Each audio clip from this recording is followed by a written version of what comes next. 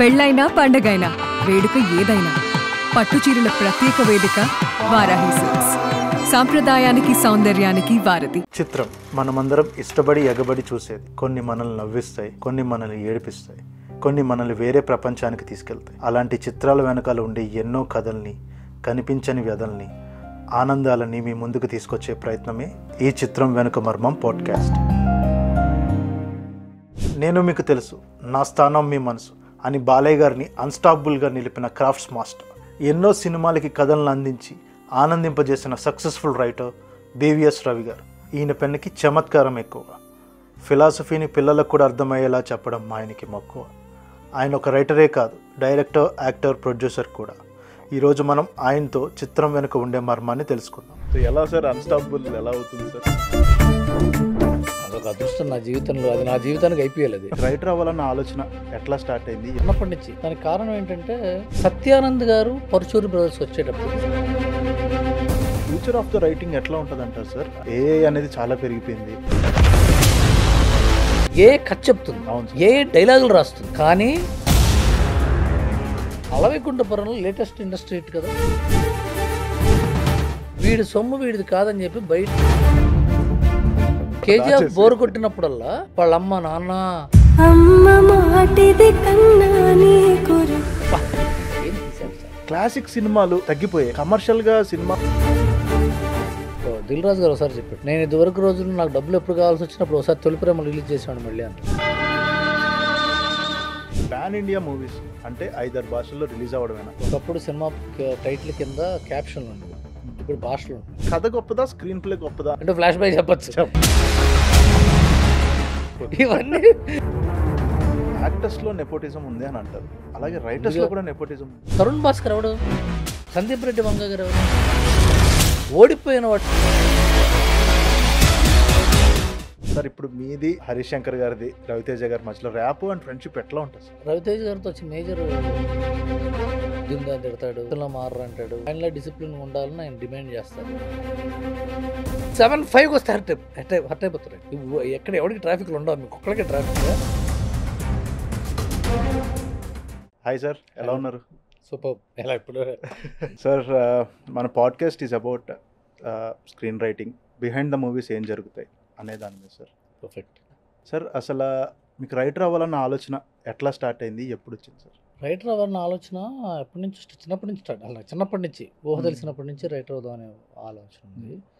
దానికి కారణం ఏంటంటే మా ఇంట్లో పెద్ద లైబ్రరీ ఉండేది. మా తాతగారు పోయిట్, కవిత విశ్వనాథ్ సత్యనారాయణ గారు, చల్లపల్లి వెంకట శాస్త్రి గారు, గుర్రం జాషువా గారు, వీళ్ళతో పాటు జంజాల పవన్ శాస్త్రి గారు, ఆ తర్వాత కరుణశ్రీ, వీళ్ళందరితో బాగా ట్రావెల్ చేస్తుండేవారు. మా ఇంట్లోనే కవిత గోష్ఠులు అవి జరుగుతుండేవి. మా నాన్నగారు, మా బాబాయ్ ఇద్దరు కూడా very well, they are avid readers. So వాళ్ళతో పాటు ఉండటం, ఆ పుస్తకాలు చదివి దాని మీద డిస్కస్ చేసుకోవడం, ఆ డిస్కస్ చేసుకుంటే మేము కూడా దాంట్లో పార్టిసిపేట్ చేయడం, తెలియకో ఆ పాలిటిక్స్ గురించి, సినిమాల గురించి, సాహిత్యం గురించి రీడర్స్ డైజెస్ట్ బుక్స్ ఉండేవి. ఆ తర్వాత ఒక వయసు వచ్చాక మా నాన్నగారు నాకు జేమ్స్ హ్యాడ్లీ చేజ్ అని, లేకపోతే సిడ్నీ షెల్టన్ బుక్స్ అని, మా బాబాయ్ స్పోర్ట్స్ సంబంధించినవి, మ్యూజిక్ సంబంధించినవి. సో ఆర్ట్ అండ్ నాలెడ్జ్ మీద విపరీతంగా నాకు ఇన్ఫర్మేషన్ గ్యాదర్ చేసుకునే అవకాశం లభించింది. పైగా నేను సినిమా విపరీతమైన పిచ్చి, నాకు సినిమాలు పిచ్చి, సినిమాలు అన్నీ చూసేస్తాను. ఇప్పటికీ శుక్రవారం సినిమా రిలీజ్ అయితే శుక్రశని అది రిలీజ్ అయిన సినిమాలు చూడటం నాకు ఇష్టం. అన్ని రకాల జోనర్లు, అన్ని అసలు సినిమా అంటే సినిమా ఇష్టం. ఆ ఆడియో విజువల్ ఫార్మాట్ ఏమో నాకు చాలా ఇష్టం. దాంతో విజయవాడలో పుట్టడం, విజయవాడ అంటేనే ఒక సినిమాకి ఒక అయాన్, అదే ఇంకెప్పుడు ఛార్జింగ్లో ఉంటుంది, వాటర్లోనే ఉంది అంటారు. వాటర్లోనే ఉందని. ఆ తర్వాత ఇంటర్మీడియట్ ఇంజనీరింగ్ వచ్చిన తర్వాత నాకు కొరటాల శివ నా రూమ్మేట్. సో ఆయన మేనమామ పోసాని కృష్ణమురళి గారు. సో ఒక అవకాశం కనిపిస్తుంది, ఓకే సినిమాల్లోకి వెళ్ళొచ్చు అనమాట, మనం ఒక దారి ఉంది. సో పోసాని గారు ఎంత కష్టపడ్డాడు, ఎలా పైకి వచ్చాడో కొరటాల శివ మాకు రూమ్లో చెప్తుంటే, మనం కూడా ఇలా కష్టపడితే పలుకుతుంది మనకు సరస్వతి అని ఒక హోప్ ఉండటం, అలా హైదరాబాద్ రావటం, ఇంకా అక్కడి నుంచి ఇంకా ఆయన దగ్గర పనిచేయటం. సార్ ఇప్పుడు మన ఫ్యూచర్ ఆఫ్ ద రైటింగ్ ఎట్లా ఉంటుంది అంటారు సార్? అంటే ఇప్పుడు ఏఐ అనేది చాలా పెరిగిపోయింది, ఇదివరకు మనకి ఏమైనా ఒక రైటర్స్ బ్లాక్ వచ్చినా ఏదో వచ్చినా చాలా కష్టపడే వాళ్ళం. ఇప్పుడు what is the future of the writers present situation తర్వాత ఎలా ఉండబోతుంది? ఇది చాలా పెద్ద క్వశ్చన్, వినడానికి తక్కువగా ఉంది కాబట్టి it will take a lot of time. Yes yes future of writers గురించి మనం ఆలోచించాలి, అర్థం చేసుకోవాలి, ఊహించాలి అంటే కనుక పాస్ట్ ఆఫ్ ది రైటర్స్ ఏంటి, ప్రజెంట్ ఆఫ్ ది రైటర్స్ గురించి కూడా ఊహించాలి. Yes correct. ఎస్ అది తెలిస్తే ఫ్యూచర్ ఉందో లేదో తెలుస్తుంది మనకి. రైటర్స్ అంటే అనుభూతిని అక్షర రూపంలో పెట్టేవాడు రైటర్. కొంతమంది అరే భలే మాడతావు నువ్వు అంటాడు. వాడు ఎందుకు భలే మాట్లాడతాడంటే వాడికి అనిపించింది మనం వినేట్టుగా చెప్పడమే భలే మాట్లాడటం. ఒకడు మాట్లాడుతుంటే వినబుద్ధి వేస్తావు, రే కాసేపు నోరు మూసి కూర్చోరంటే, ఎందుకంటే రైటర్ కాదు. ఎందుకు నోరు మూసి కూర్చోమన్నాడు, సోది చెప్తూ ఉంటాడు. కరెక్ట్గా పదాలు అల్లి వాడి అనుభూతుల్ని కరెక్ట్ పదాలతో మనకి అలరించేట్టుగా చెప్పేవాడు రైటర్. కాగితం మీద పెడితే రైటర్, నోటితో చెప్తే స్పీకర్, అంతే కదా. సో దానికి ఏం కావాలి, వొకాబులరీ కావాలి. వొకాబులరీ కావాలంటే మంచి వొకాబులరీ ఉంటే ఆ పదాలు ఏ అనుభూతికి, ఏ ఎక్స్ప్రెషన్కి ఏ పదం వాడితే బాగుంటుంది, ఏ వర్డ్ వాడితే బాగుంటుంది, ఏ సెంటెన్స్ వాడితే బాగుంటుంది, దేంతో పోలిస్తే బాగుంటుంది. అంటే ఉపమానాలు, ఉపమానాలు రకరకాలుగా ఉంటాయి. అంటే ఎగ్జాంపుల్స్తో చెప్పటం, అలంకారాల్లో భాగం ఉపమానం అనేది. అలంకారంలో ఉపమానం అంటే ఎగ్జాంపుల్, ఉదాహరణకి అంటాం కదా. ఇవన్నీ గ్రామర్, తెలుగు గ్రామర్లో అలంకారాలు అంటాం. దాంట్లో ఉపమాన అలంకారం ఎక్కువ, అన్ని ఎక్కువ వాడతాం. దీనిలాగా, దానిలాగా, అలా అలా అలా అలా అలా. సో ఇవి ప్రొఫెషనల్ రైటర్స్ అయ్యేవాళ్ళు ఏం చేయాలంటే ఈ గ్రామర్ని కాన్షియస్గా నేర్చుకోవాలి. విభక్తులు ఏంటి, విభక్తులు ఉంటాయి చూసారు, డుమవులు, ప్రథమ విభక్తి, ఇవి నేర్చుకోవాలి ఫస్ట్. ఆ తర్వాత ఏమవుతుందంటే మనకి ఈజీగా వాడడానికి, పదాలతో ఆడుకోవడానికి కాన్షియస్గా నేర్చుకుంటే ఈజీ అవుతుంది. పర్యాయ పదాలు ఎక్కువ తెలిస్తే ఎక్కువ, సామెతలు, దేశీయాలు ఇవన్నీ నేర్చుకుంటే ఏమవుతుంది, ఈజీ అవుతుంది పని. అంటే ఏం ఈజీ అవుతుంది, ఎక్స్ప్రెస్ చేయడం ఈజీ అవుతుంది. మనకి చిన్నప్పుడు మన ఊళ్ళల్లో నానమ్మలు, అమ్మమ్మలు వాళ్ళు కూర్చుని మాట్లాడుతూనే ఉంటారు వాళ్ళు. అవును సార్, అవును. ఎందుకు మాట్లాడుతూ ఉంటారంటే వాళ్ళకి అవన్నీ తెలుసు. ఆ తర్వాత మన అమ్మలకి వాళ్ళకి సామెతలు ఫ్లోలో వచ్చేస్తుంటాయి, ఫ్లోలో వస్తుంటాయి. మనం ఏంటంటే మిడిల్ క్లాస్ ఇండియా ఏం చేసిందంటే ఇంగ్లీష్లో మాట్లాడటం అలవాటు చేసింది. పేరెంట్స్ని డాడీ, మమ్మీ అనడం, ఆ తర్వాత ఇంగ్లీష్లో మాట్లాడటం పిల్లలతో, వాళ్ళు కూడా ఇంగ్లీష్లో మాట్లాడాలనుకోవటం. చాలా పదాలకి తెలుగు అర్థాలు కూడా తెలియదు. తెలుగు పోతే పోయిందండి. ఇంగ్లీష్లో మాట్లాడటం ఎందుకు మాట్లాడుతున్నారంటే వీళ్ళు అమెరికా వెళ్ళాలి, లేకపోతే ఏదో పెద్ద పెద్ద కమ్యూనికేషన్ స్కిల్స్ రావాలి అని అనుకుంటారు. కమ్యూనికేషన్ స్కిల్స్కి అమెరికా వెళ్ళడానికి ఇంగ్లీష్ అవసరమే. అదైతే ఇంగ్లీష్ తెలుగులో స్కూల్లో నేర్పిస్తారు. మా పిల్లలకి నేను ఇంట్లో తెలుగే మాట్లాడతాను, పచ్చి బూతులతో కూడిన తెలుగు మాట్లాడతాను. నేను ఇంగ్లీష్ మాట్లాడను, హిందీ మాట్లాడను. మా పిల్లలకి హిందీ వచ్చు, ఇంగ్లీష్ వచ్చు, తెలంగాణ తెలుగు వచ్చు, ఆంధ్ర తెలుగు వచ్చు. ఫ్లో అన్నీ వాళ్ళ సొంత భాషలో మాట్లాడతారు. పాస్ట్లో రైటర్స్ ఎలా వచ్చేవాళ్ళు అంటే చాలా నేర్చుకుని వచ్చేవాళ్ళు, సాహిత్యం పుస్తకాలు చదువుకుని వచ్చేవాళ్ళు. మొదటి తరం రచయితలు 1940s 50s కవులు ఉండేవాళ్ళు. ప్రబంధాలు, కావ్యాలు, నాటికలు, సంస్కృతాంధ్ర నాటకాలు చదువుకుని వచ్చారు. అదే పోయింది. ఆ తర్వాత చదువుకోవటంలోంచి గుర్రజాడ అప్పారావుని, లేకపోతే కొడవటిగుంట కుటుంబరావు గారిని, అలాంటి నవలా రచయితలు, చిన్న షార్ట్ స్టోరీస్ రాసేవాళ్ళు, రావిశాస్త్రి గారు, వాళ్ళని చదువుకుని వచ్చే రైటర్స్ కొంతమంది ఉన్నారు. వాళ్ళందరూ చదువుకుంటున్నారు అన్నమాట. వీళ్ళందరూ రైటర్సే కానీ స్క్రీన్ రైటర్స్గా ఎక్కువ వర్ధిల్లలేదు. అంటే ఒక టైంకి వచ్చేసి ఆగిపోయారు. సత్యానంద్ గారు, పరుచూరి బ్రదర్స్ వచ్చేటప్పటికి స్క్రీన్ రైటర్స్గా దే హ్యావ్ సీన్ స్టార్డమ్. అప్పట్లో ఏంటంటే అంతకుముందు వాళ్ళ ముందు సముద్రాల గారు, ఆత్రేయ గారు, లేకపోతే భమిడిపాటి రాధాకృష్ణ గారు, పెంగళ నాగేంద్రరావు గారు, వీళ్ళందరూ సాహిత్యంలో నుంచి వచ్చి నాటకాల రచయితల్లోంచి వచ్చిన వాళ్ళు. పరుచూరి వాళ్ళు కూడా నాటకాలు రాసినా కూడా, గోలపూడి మారుతూరు గారు రాసినా కూడా, వీళ్ళు సినిమాటిక్ ఎక్స్పీరియన్స్ గురించి తెలుసుకోవడానికి అవకాశం దొరికింది. ఎక్కడంటే వీళ్ళు హాలీవుడ్ ఫిల్మ్స్కి, బెంగాలీ ఫిలిమ్స్కి, లేకపోతే ఇతరత్ర మనకంటే ముందు ప్రోగ్రెస్ అయిన సినిమాల గురించి తెలుసుకోవటం వల్ల ఓకే ఇలా వర్కౌట్ అవుతుంది అనమాట. థియేటర్ ఎక్స్పీరియన్స్ కోసం రాయటం మొదలుపెట్టారు.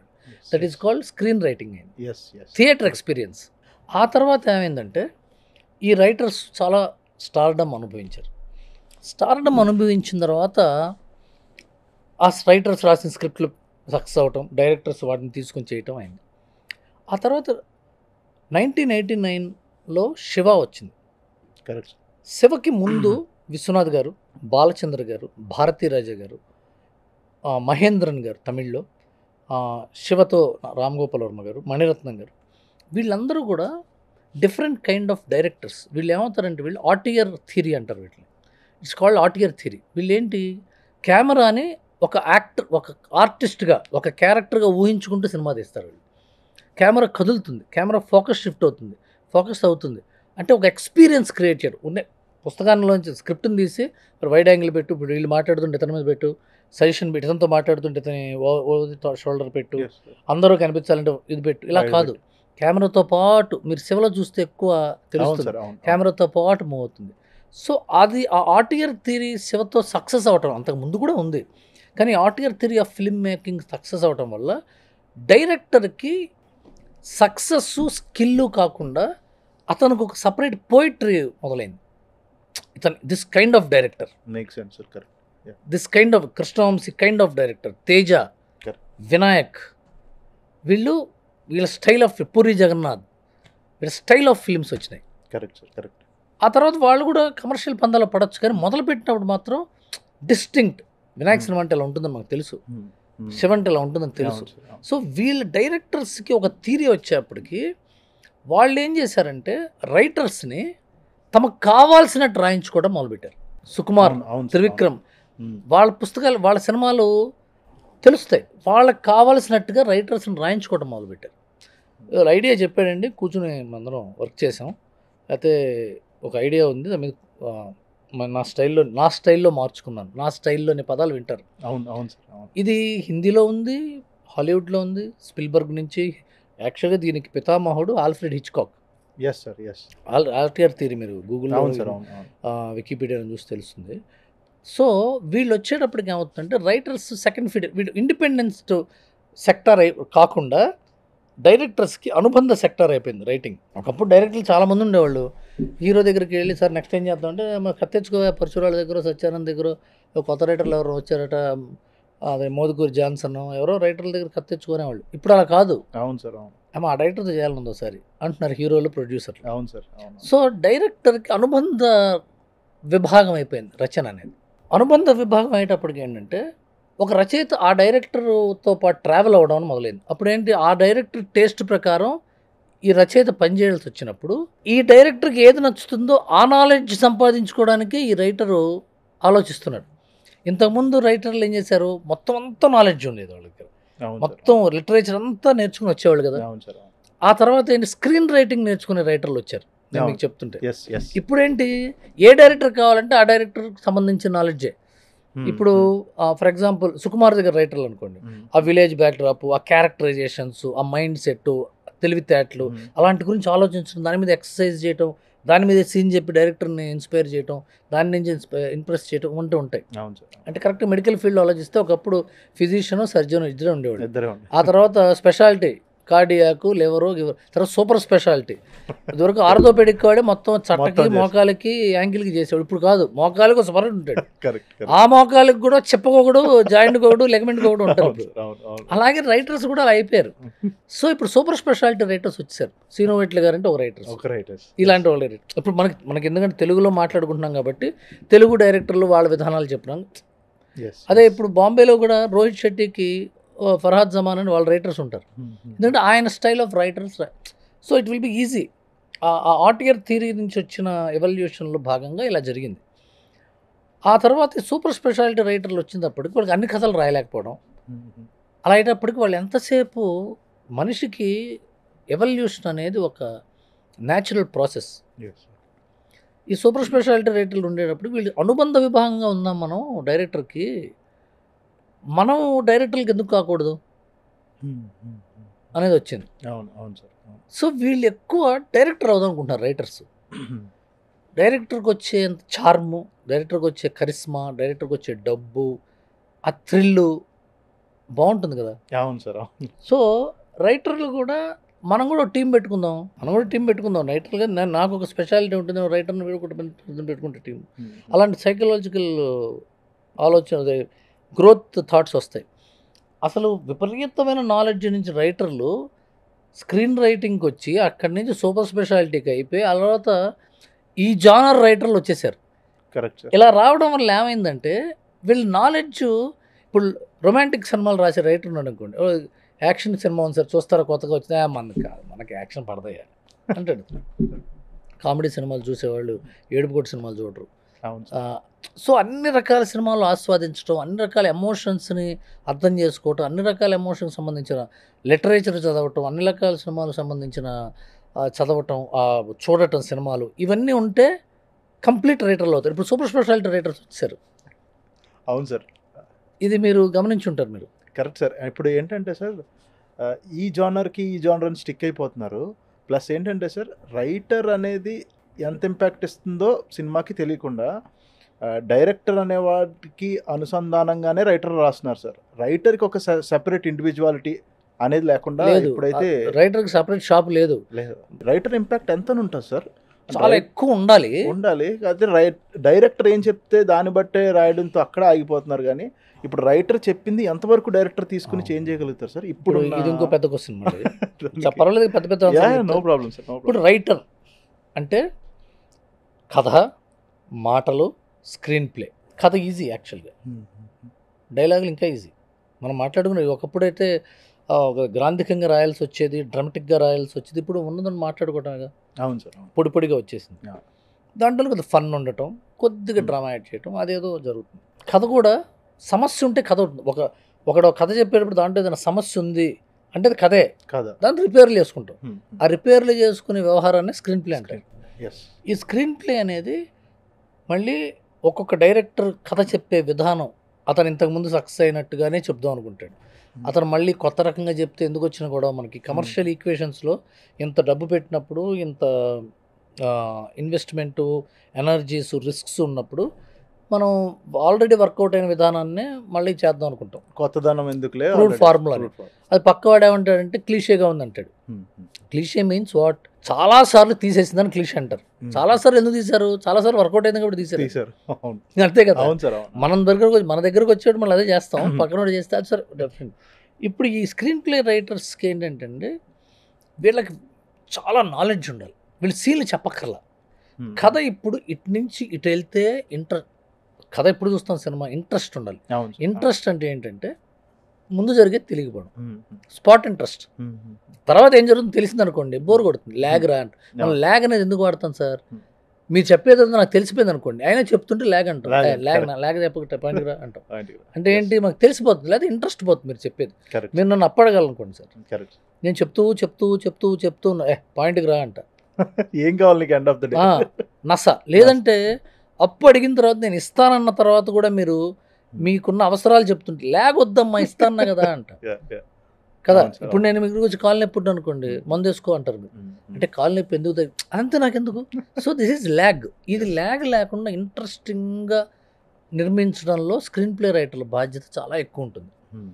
వాళ్ళు ఇలా అయితే ఇంట్రెస్ట్ ఉంటుంది, ఇలా అయితే ఇంట్రెస్ట్ ఉండదు, ఇలా అయితే తెలిసిపోతుంది, ఇలా అయితే ఎక్కువ ఎక్స్పీరియన్స్ ఇస్తాం, we can give a better experience. That's called tempo ఉంటుంది సినిమాకి. టెంపో లేకపోతే tempo is the main word. ఈ స్క్రీన్ ప్లే రైటర్ల విభాగం అది. వీళ్ళే పాస్ట్ అయినా, ప్రజెంట్ అయినా, ఫ్యూచర్ అయినా. ఎందుకంటే ఈ స్క్రీన్ ప్లే రైటర్స్కి ఉండాల్సిన ప్రధానమైన అర్హత ఏంటి అంటే సినిమాలు ఇంట్రెస్ట్ని ఎలా హోల్డ్ చేస్తున్నాయో వాళ్ళకి జ్ఞానం ఉండాలి. ఆ జ్ఞానం ఉండడం కోసం ప్రీవియస్ పిక్చర్స్ చూసి ఉండాలి, వరల్డ్ సినిమా చూసి ఉండాలి, వరల్డ్ లిటరేచర్ చదువు ఉండాలి. ఎంతో కొంత అంతా చదవక్కర్లేదు. ఓషన్లో కనీసం గ్లాసు నీళ్ళని తాగాలిగా, నదిలో గంగకి వెళ్తే ఒక ముడకైనా మునగాలిగా. గంగకి వెళ్ళి గంగ ఉందని తెలిస్తేనే మనం పుణ్యాత్మలు అయిపోవాలి. ఇప్పుడు అలా ఉంది పరిస్థితి. ఇప్పుడు దానికి ఏంటంటే చాలా బుక్స్ వచ్చినాయి, చాలా బుక్స్ ఉన్నాయి స్క్రీన్ ప్లే రైటింగ్ మీద. వాటిలో కొన్ని చదువుకుంటే మనకి బేసిక్స్ తెలిస్తే ఏమవుతుందంటే మరీ పాపాలు చేయం, తప్పులు చేస్తాం. కరెక్ట్. స్క్రీన్ ప్లే బుక్స్ తెలిసి ఉంటే అది ఎంత బాగా తెలిస్తే అంత మంచిది. దాన్ని రూల్ బ్రేక్ చేయాలంటే రూల్ తెలిసి ఉండాలంటారు. అవన్నీ తెలిసినాయి అనుకోండి మనకి నాలెడ్జ్. రూల్ బ్రేక్ చేసి ఇలా కాదు, ఇట్లా వెళ్తా రాడికల్గా వెళ్దాం. వీళ్ళు డైరెక్టర్స్ కానీ రైటర్స్గా కానీ చాలా గౌరవం పొందే వర్గం ఇదే. ఈ వర్గం చాలా ఇంపార్టెంట్. ఈ వర్గం గురించి ఎందుకు చెప్తున్నానంటే ఏ వచ్చినా ఈ వర్గానికి ఎగ్జిస్టెన్స్ ఉంటుంది, ఏ కథ చెప్తుంది, ఏ డైలాగులు రాస్తుంది. కానీ ఇది ఏ టెంపోలో ఉంది, ఇది ఇంట్రెస్టింగ్గా ఉందా లేదా, ఇది ఇంట్రెస్టింగ్గా లేదా, ఇది ఆల్రెడీ చూసినట్టుందా, ఇలాంటివి చూసిన. Because A is cliche. A is cliche. Why is A cliche is A అంటే ఏంటి? ఏ 4 భాగాలండి: memory, retrieval, analytics, decision making, Hmm. ఈ 4 కలిస్తే ఇంటెలిజెన్స్ అంటారు. ఇంటెలిజెన్స్ అది మెషిన్ కుంటే ఆర్టిఫిషియల్ Artificial. ఇంటెలిజెన్స్ అంటారు. అవును. మెమరీ అంటే ఏంటి? ఇంతకుముందు చూసిన సినిమాలు, ఇంతకుముందు వచ్చిన పుస్తకాలు, ఇంతకుముందు చేసిన నాలెడ్జ్ అదే కదా. అవును సార్. అవును. వాటన్నిటిని ఏలోకి ఎక్కించారు. అవును. అవును. ఎక్కించి మనం కొన్ని క్వశ్చన్లు అడుగుతుంటే అనలైజ్ చేసుకుని ఆన్సర్స్ ఆన్సర్స్ ఇస్తుంది. సో ఉన్న దాంట్లోంచి అటు ఇటు వేసి వస్తుంది. మనం ఐస్ క్రీమ్ పార్లర్కి వెళ్ళినప్పుడు, క్రీమ్ స్టోన్కి వెళ్తే మనం కాస్త స్ట్రాబెర్రీ, కాస్త వెనీలా, కాస్త అది చిక్ చిక్ చిక్ చిక్ చిక్ చిక్ కొట్టి దాని మీద అంటాడు చూసారా, అవును సార్. అదే అంతకనేం లేదు. దానికి నేర్పింది అది ఏదో అది మనం చెప్తుంది. చెప్పిన దానికి కానీ మనిషికి కళలకు అనే అవకాశం ఉంది. అది కళ్ళగందది. కళలగంటం అంటే ఎమోషన్ ఉన్నట్టు. Correct. ఎమోషన్ లేదు దానికి మెమరీ లాస్ ఉండదు, ఎమోషన్ ఉండదు. ఎమోషన్ లేదా బయాస్డ్ ఉండదు. మనం బయాస్డ్గా ఉంటాం. అవును. అవును. మనం బయాస్డ్గా ఉంటాం అంటే ఏంటి? ఒక చిరంజీవి గారిని ఇలా చూపించాలి, కరెక్ట్. ఒక నాగార్జున గారిని ఇలా చూపించాలి, బాలకృష్ణ గారితో ఇలా చేయించాలని మాకు ప్యాషన్ ఉంటుంది. అవును. అది అలా ఉండదు. All these films that have worked before, Balakrishna గారు వర్క్ ఇన్ సమరసింహారెడ్డి, నరసింహనాయుడు, ఇవన్నీ ఉంటాయి కదా, అవును లైన్స్ సార్, అవును. బ్లాక్, అఖండ, సింహ, అన్ని. లెజెండ్. అన్ని, కాబట్టి ఆ అన్ని. కథ ఇస్తే అది అలాంటి సినిమా ఇస్తుంది. అది అవును. అవును సార్. అవును. కాదండి, మనకు బాలకృష్ణ గారు కావాలి, కాకపోతే ఇలా ఉండాలి, అది కొండవీడి దొంగలా ఉండాలి అంటే అప్పుడు ఇంకో కథ ఇస్తుంది. మ్మ్. దాంట్లో ఆ సీన్ లేదు, మార్చిస్తుంది. డైలాగులు కూడా మారవు. So Correct. ఏతో కొంత ఎక్స్పెరిమెంట్ జరిగింది. మ్మ్. మనకి కళ్ళగనే శక్తి లేకపోవడం వల్ల మనంత పర్ముటేషన్స్ అండ్ కాంబినేషన్స్ ఆలోచించదు. మనం ఉన్నదాంతో కొత్త తయారు చేసే శక్తి మానవుడికి ఉంది. అవును సార్. అవును. ఉన్న దాంట్లో నుంచే అల్లి అవును సార్. ఇడ్లీ పిండి, నా దగ్గర ఇడ్లీ పిండి ఉందండి. అది రొట్టె ఏమంటే రొట్టె వేస్తుంది, పునుగేమంటే పునుగేస్తుంది, దోశ ఏమంటే దోశ, బజ్జీ ఏమంటే బజ్జీ వేస్తుంది. అవును. నా దగ్గర ఇడ్లీ పిండి, మనం పెసరట్టు చేయగలం. అవును సార్. నేను చాలా సింపుల్ ఎగ్జాంపుల్స్తో చెప్తున్నా. అవును సార్. సో ఈ స్క్రీన్ ప్లే రైటర్స్ అనేవాళ్ళు ఉన్నంతకాలం Hmm. ఏతో కథలు రాసినా, ఏతో డైలాగులు రాసినా టెంపో మెయింటైన్ చేయడానికి మనిషి కావాలి. Correct sir. That's where writers will exist with AI. ఇప్పుడు నేను ఒక స్క్రిప్ట్ రాసినప్పుడు రైటర్స్ బ్లాక్ అనేది వస్తుంది సార్, జనరల్ అందరికీ వస్తుంది. అది నేను ఓవర్కమ్ అవ్వడానికి I use ChatGPT use చేసి, చాలా సో ఉపయోగం. ఇక్కడ నేను బ్లాక్ అయ్యాను అని చెప్తే అది నాకు 10 రీజన్స్ ఇచ్చింది. లైక్ ఈ కథని ఇలా తీసుకెళ్ళు, రాదర్ నాకు ఆ 10 పాయింట్లు నచ్చకపోయినా నేను దారి చూపిస్తుంది. ఒక నెల రోజులు కష్టపడేది అది నాకు ఒక 10 సెకండ్లో ఇచ్చింది. 9 సెకండ్స్. ఇది వాడడం ఎంతవరకు కరెక్ట్ అంటారు సార్? అసలు అంటే 100% వాడాలి. ఏ యూజ్ చేసి నేను నా రైటర్స్ బ్లాక్ నుంచి రావడం అది కరెక్టా? అబ్సల్యూట్లీ కరెక్ట్ అండి. మనం ఇదొక గ్యాస్ పొయ్యిలు వచ్చినప్పుడు, గ్యాస్ పొయ్యిలు మంచిది కాదు, చెక్క పొయ్యిలే, కట్టె పొయ్యిలే మంచివి, గ్యాస్ పొయ్యిలు చాలా మంది బ్యాన్ చేసేవాళ్ళు. First పేలిపోతాయి అని పేలిపోతాయి జనాలకు అని. లీక్ అవుతుంది అని పేరు. కట్టె పొయ్యిలతో ఆలోచిస్తున్న మళ్ళాంటి వాళ్ళకి వచ్చిన గ్యాస్ పొయ్యి ఆర్టిఫిషియల్ ఏమవుదు, అద్భుతం. ఇదివరకు సిట్ఫీల్డ్ పుస్తకాల్లోకి తీసేవాళ్ళం. సిట్ఫీల్డ్ అనే ఒక అవును సార్. మహారచయిత అవును. అవును. ఉండేవాడు కదా. అవును సార్. ఏంది ప్రాబ్లం అంటే వాడేమో ఒకటే answer, Hmm. If you have a problem in act 3 correct your act 1 అనేవాడు. అంటే ఫస్ట్లో ఎక్కడో ప్రాబ్లం చేసాం మనం, అందువల్ల ఇక్కడ ఈ ప్రాబ్లం ఎందుకు వస్తుందంటే ఇక్కడ ఎక్కడో, అది చాలా వేగ్గా చెప్పేవాడు. ఏం చేస్తుంది అది చెప్పడమే కాకుండా ఎగ్జాంపుల్స్ కూడా ఎగ్జాంపుల్స్ ఇస్తుంది. కూడా ఇస్తుంది.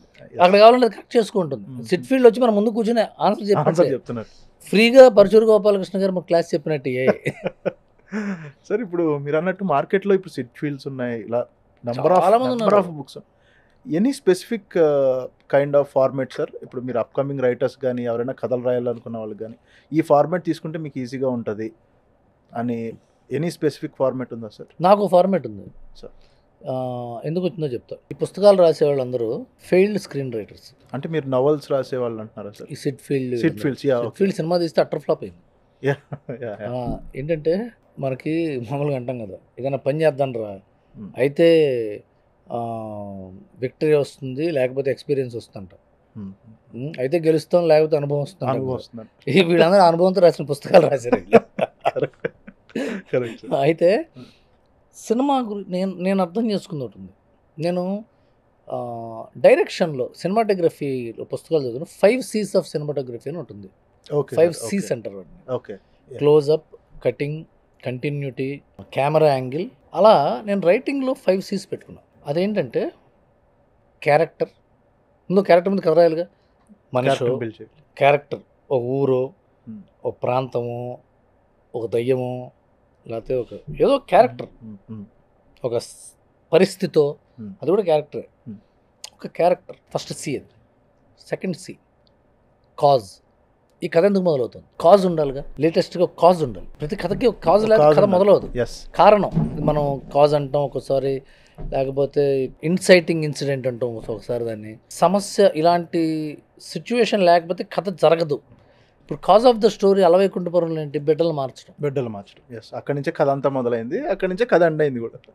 Cause of the story. Yes, cause of the story వచ్చిన తర్వాత క్యారెక్టర్ యొక్క కర్తవ్యం ఏంటంటే, కాజ్ వచ్చిన తర్వాత ఆ కాజ్ వల్ల వచ్చే సమస్యల్ని ఆపటం. ఏ సినిమాలు అయితే వర్కౌట్ అవుతాయంటే ఆపడానికి అవకాశం ఉన్నా ఆపలేని ఒక సమస్య రావటం. అంటే ఇప్పుడు నా సంచిలో ఉన్న 1,00,000 రూపాయలని ఎవడో కొట్టేశాడు, వాడిని చంపాలని నేను ప్రతిజ్ఞ తీసుకున్నా.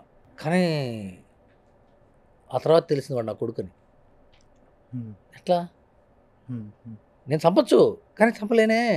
చంపగలుడా లేదా అనే కాన్ఫ్లిక్ట్ రావాలి. కాన్ఫ్లిక్ట్ బట్టి అదే అలవైకుంఠపురంలో చూడండి, వాడికి తెలిసిపోయింది వాళ్ళ ఇంటర్వెల్కి. అదే కానీ వాడు ఏం చేయలేడు.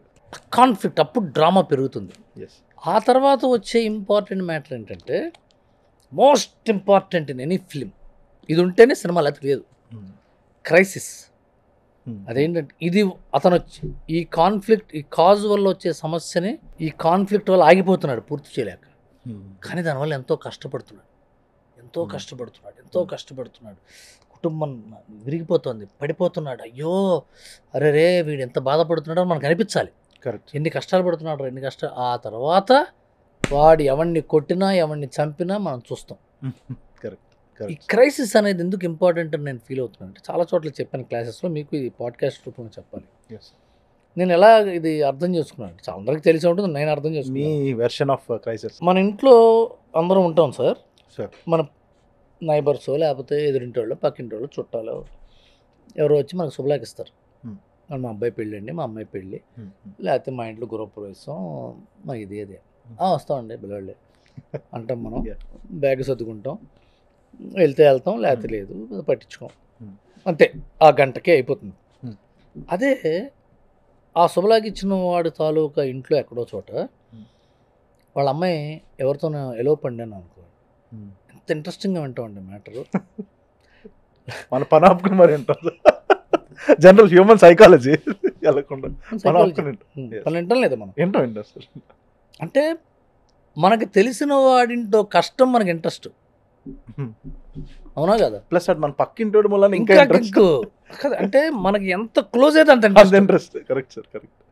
ఎంత క్లోజ్ అయితే ఇంట్రెస్ట్. అదే మన పక్కింటోడికి ఇంట్లో ఫంక్షన్ అనుకోండి, మన భార్య మాట్లాడుకుంటాం, ఓ పని చేయను, ఆఫీస్కి వెళ్తాను, పొద్దున్నే వెళ్ళిపో, నేను సాయంత్రం జాయిన్ అయిపోతాను, లంచ్ టైంకి వచ్చేస్తాను, ఎన్నింటికి రావాలి చెప్పండి, లేకపోతే వైఫ్ నాకు వేరే జాబ్ ఉందండి మీరు వెళ్ళిపోండి, అర్రే ఇద్దరం రాకపోతే ముందే వెళ్ళిపోయి గిఫ్ట్ ఇచ్చి వెళ్ళిపోదాం. ఇంత ఆలోచన ఎంత సింపుల్గా తీసుకుంటాం. అవును సార్, పొద్దున్న గిఫ్ట్ ఇచ్చేద్దాం, లేకపోతే 7:30కి రిసెప్షన్ అయితే 7ంటికి వెళ్ళి వచ్చేద్దాం, లేకపోతే 10 తర్వాత వెళ్దాం, ఇన్ని ప్లాన్లు వేసుకుంటాం.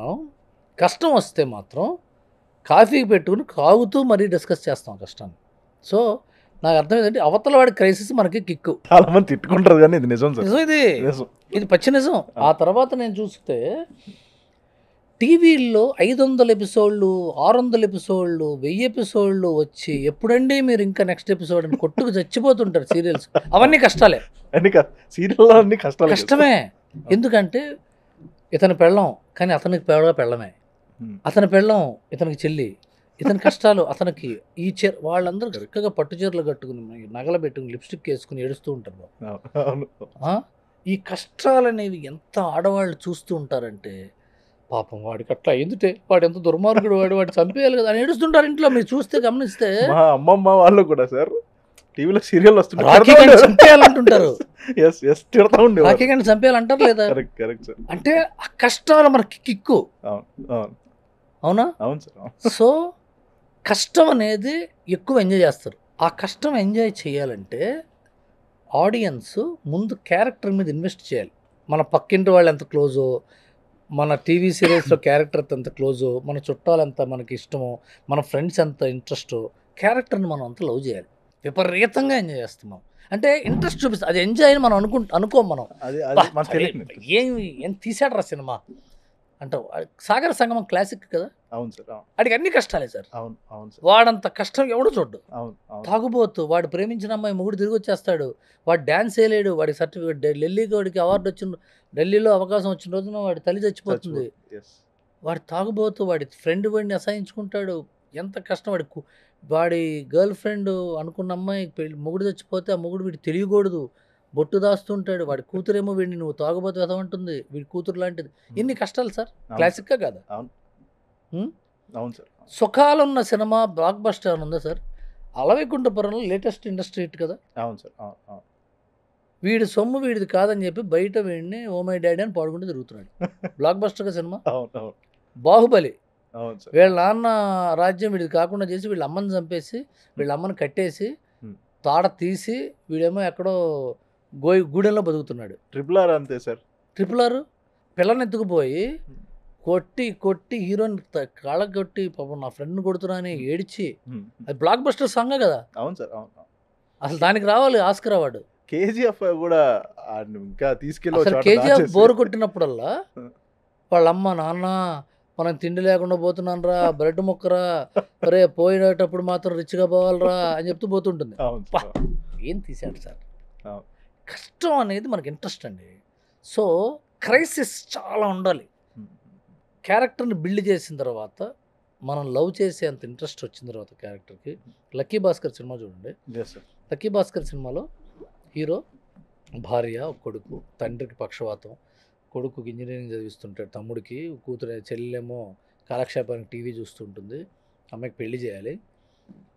అత్తగారింటికి వెళ్తేనేమో ఈసడించుకుంటారు, వాడు స్కూటర్ తీసుకెళ్ళిపోతా అని చెప్పి అప్పులో వాడు టార్చర్ పెడుతుంటాడు. అయినా సరే వాడు నిబద్ధతగా పనిచేస్తుంటాడు.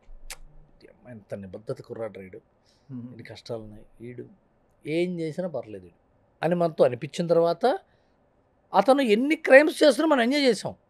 సో క్యారెక్టర్ నచ్చితే మనకి వాడి కష్టాల నుంచి బయటపడాలని కోరుకుంటాం.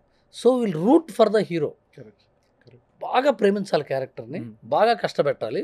వాడు గెలిస్తే మనం గెలిచిన ఫీలింగ్ తీసుకొచ్చి కార్లు బైక్ మీద సైడ్కి కూర్చొని వెళ్తుంటారు. ఇట్ట సినిమాని థియేటర్ నుంచి బయటకు వచ్చిన ఆడియన్స్ని చూడండి, కుర్రాళ్ళని వెళ్ళేటప్పుడేమో చెమట ఓడ్చుకుంటూ బైక్ పెట్టి తోసుకుంటూ లోపలికి వెళ్తాడు, బయటికి మాత్రం ఇట్లా వస్తుంటారు వాళ్ళు బైక్ వేసుకుని. ఎందుకు? వాడు నేనే అనుకుంటాడు, వాడి కష్టాలు నావే అనుకుంటాడు, వాడికి మంచిది అంత మంచివాడిని నేనే అనుకుంటాడు, మంచివాడు కాకపోయినా అయినా వేరే విషయం.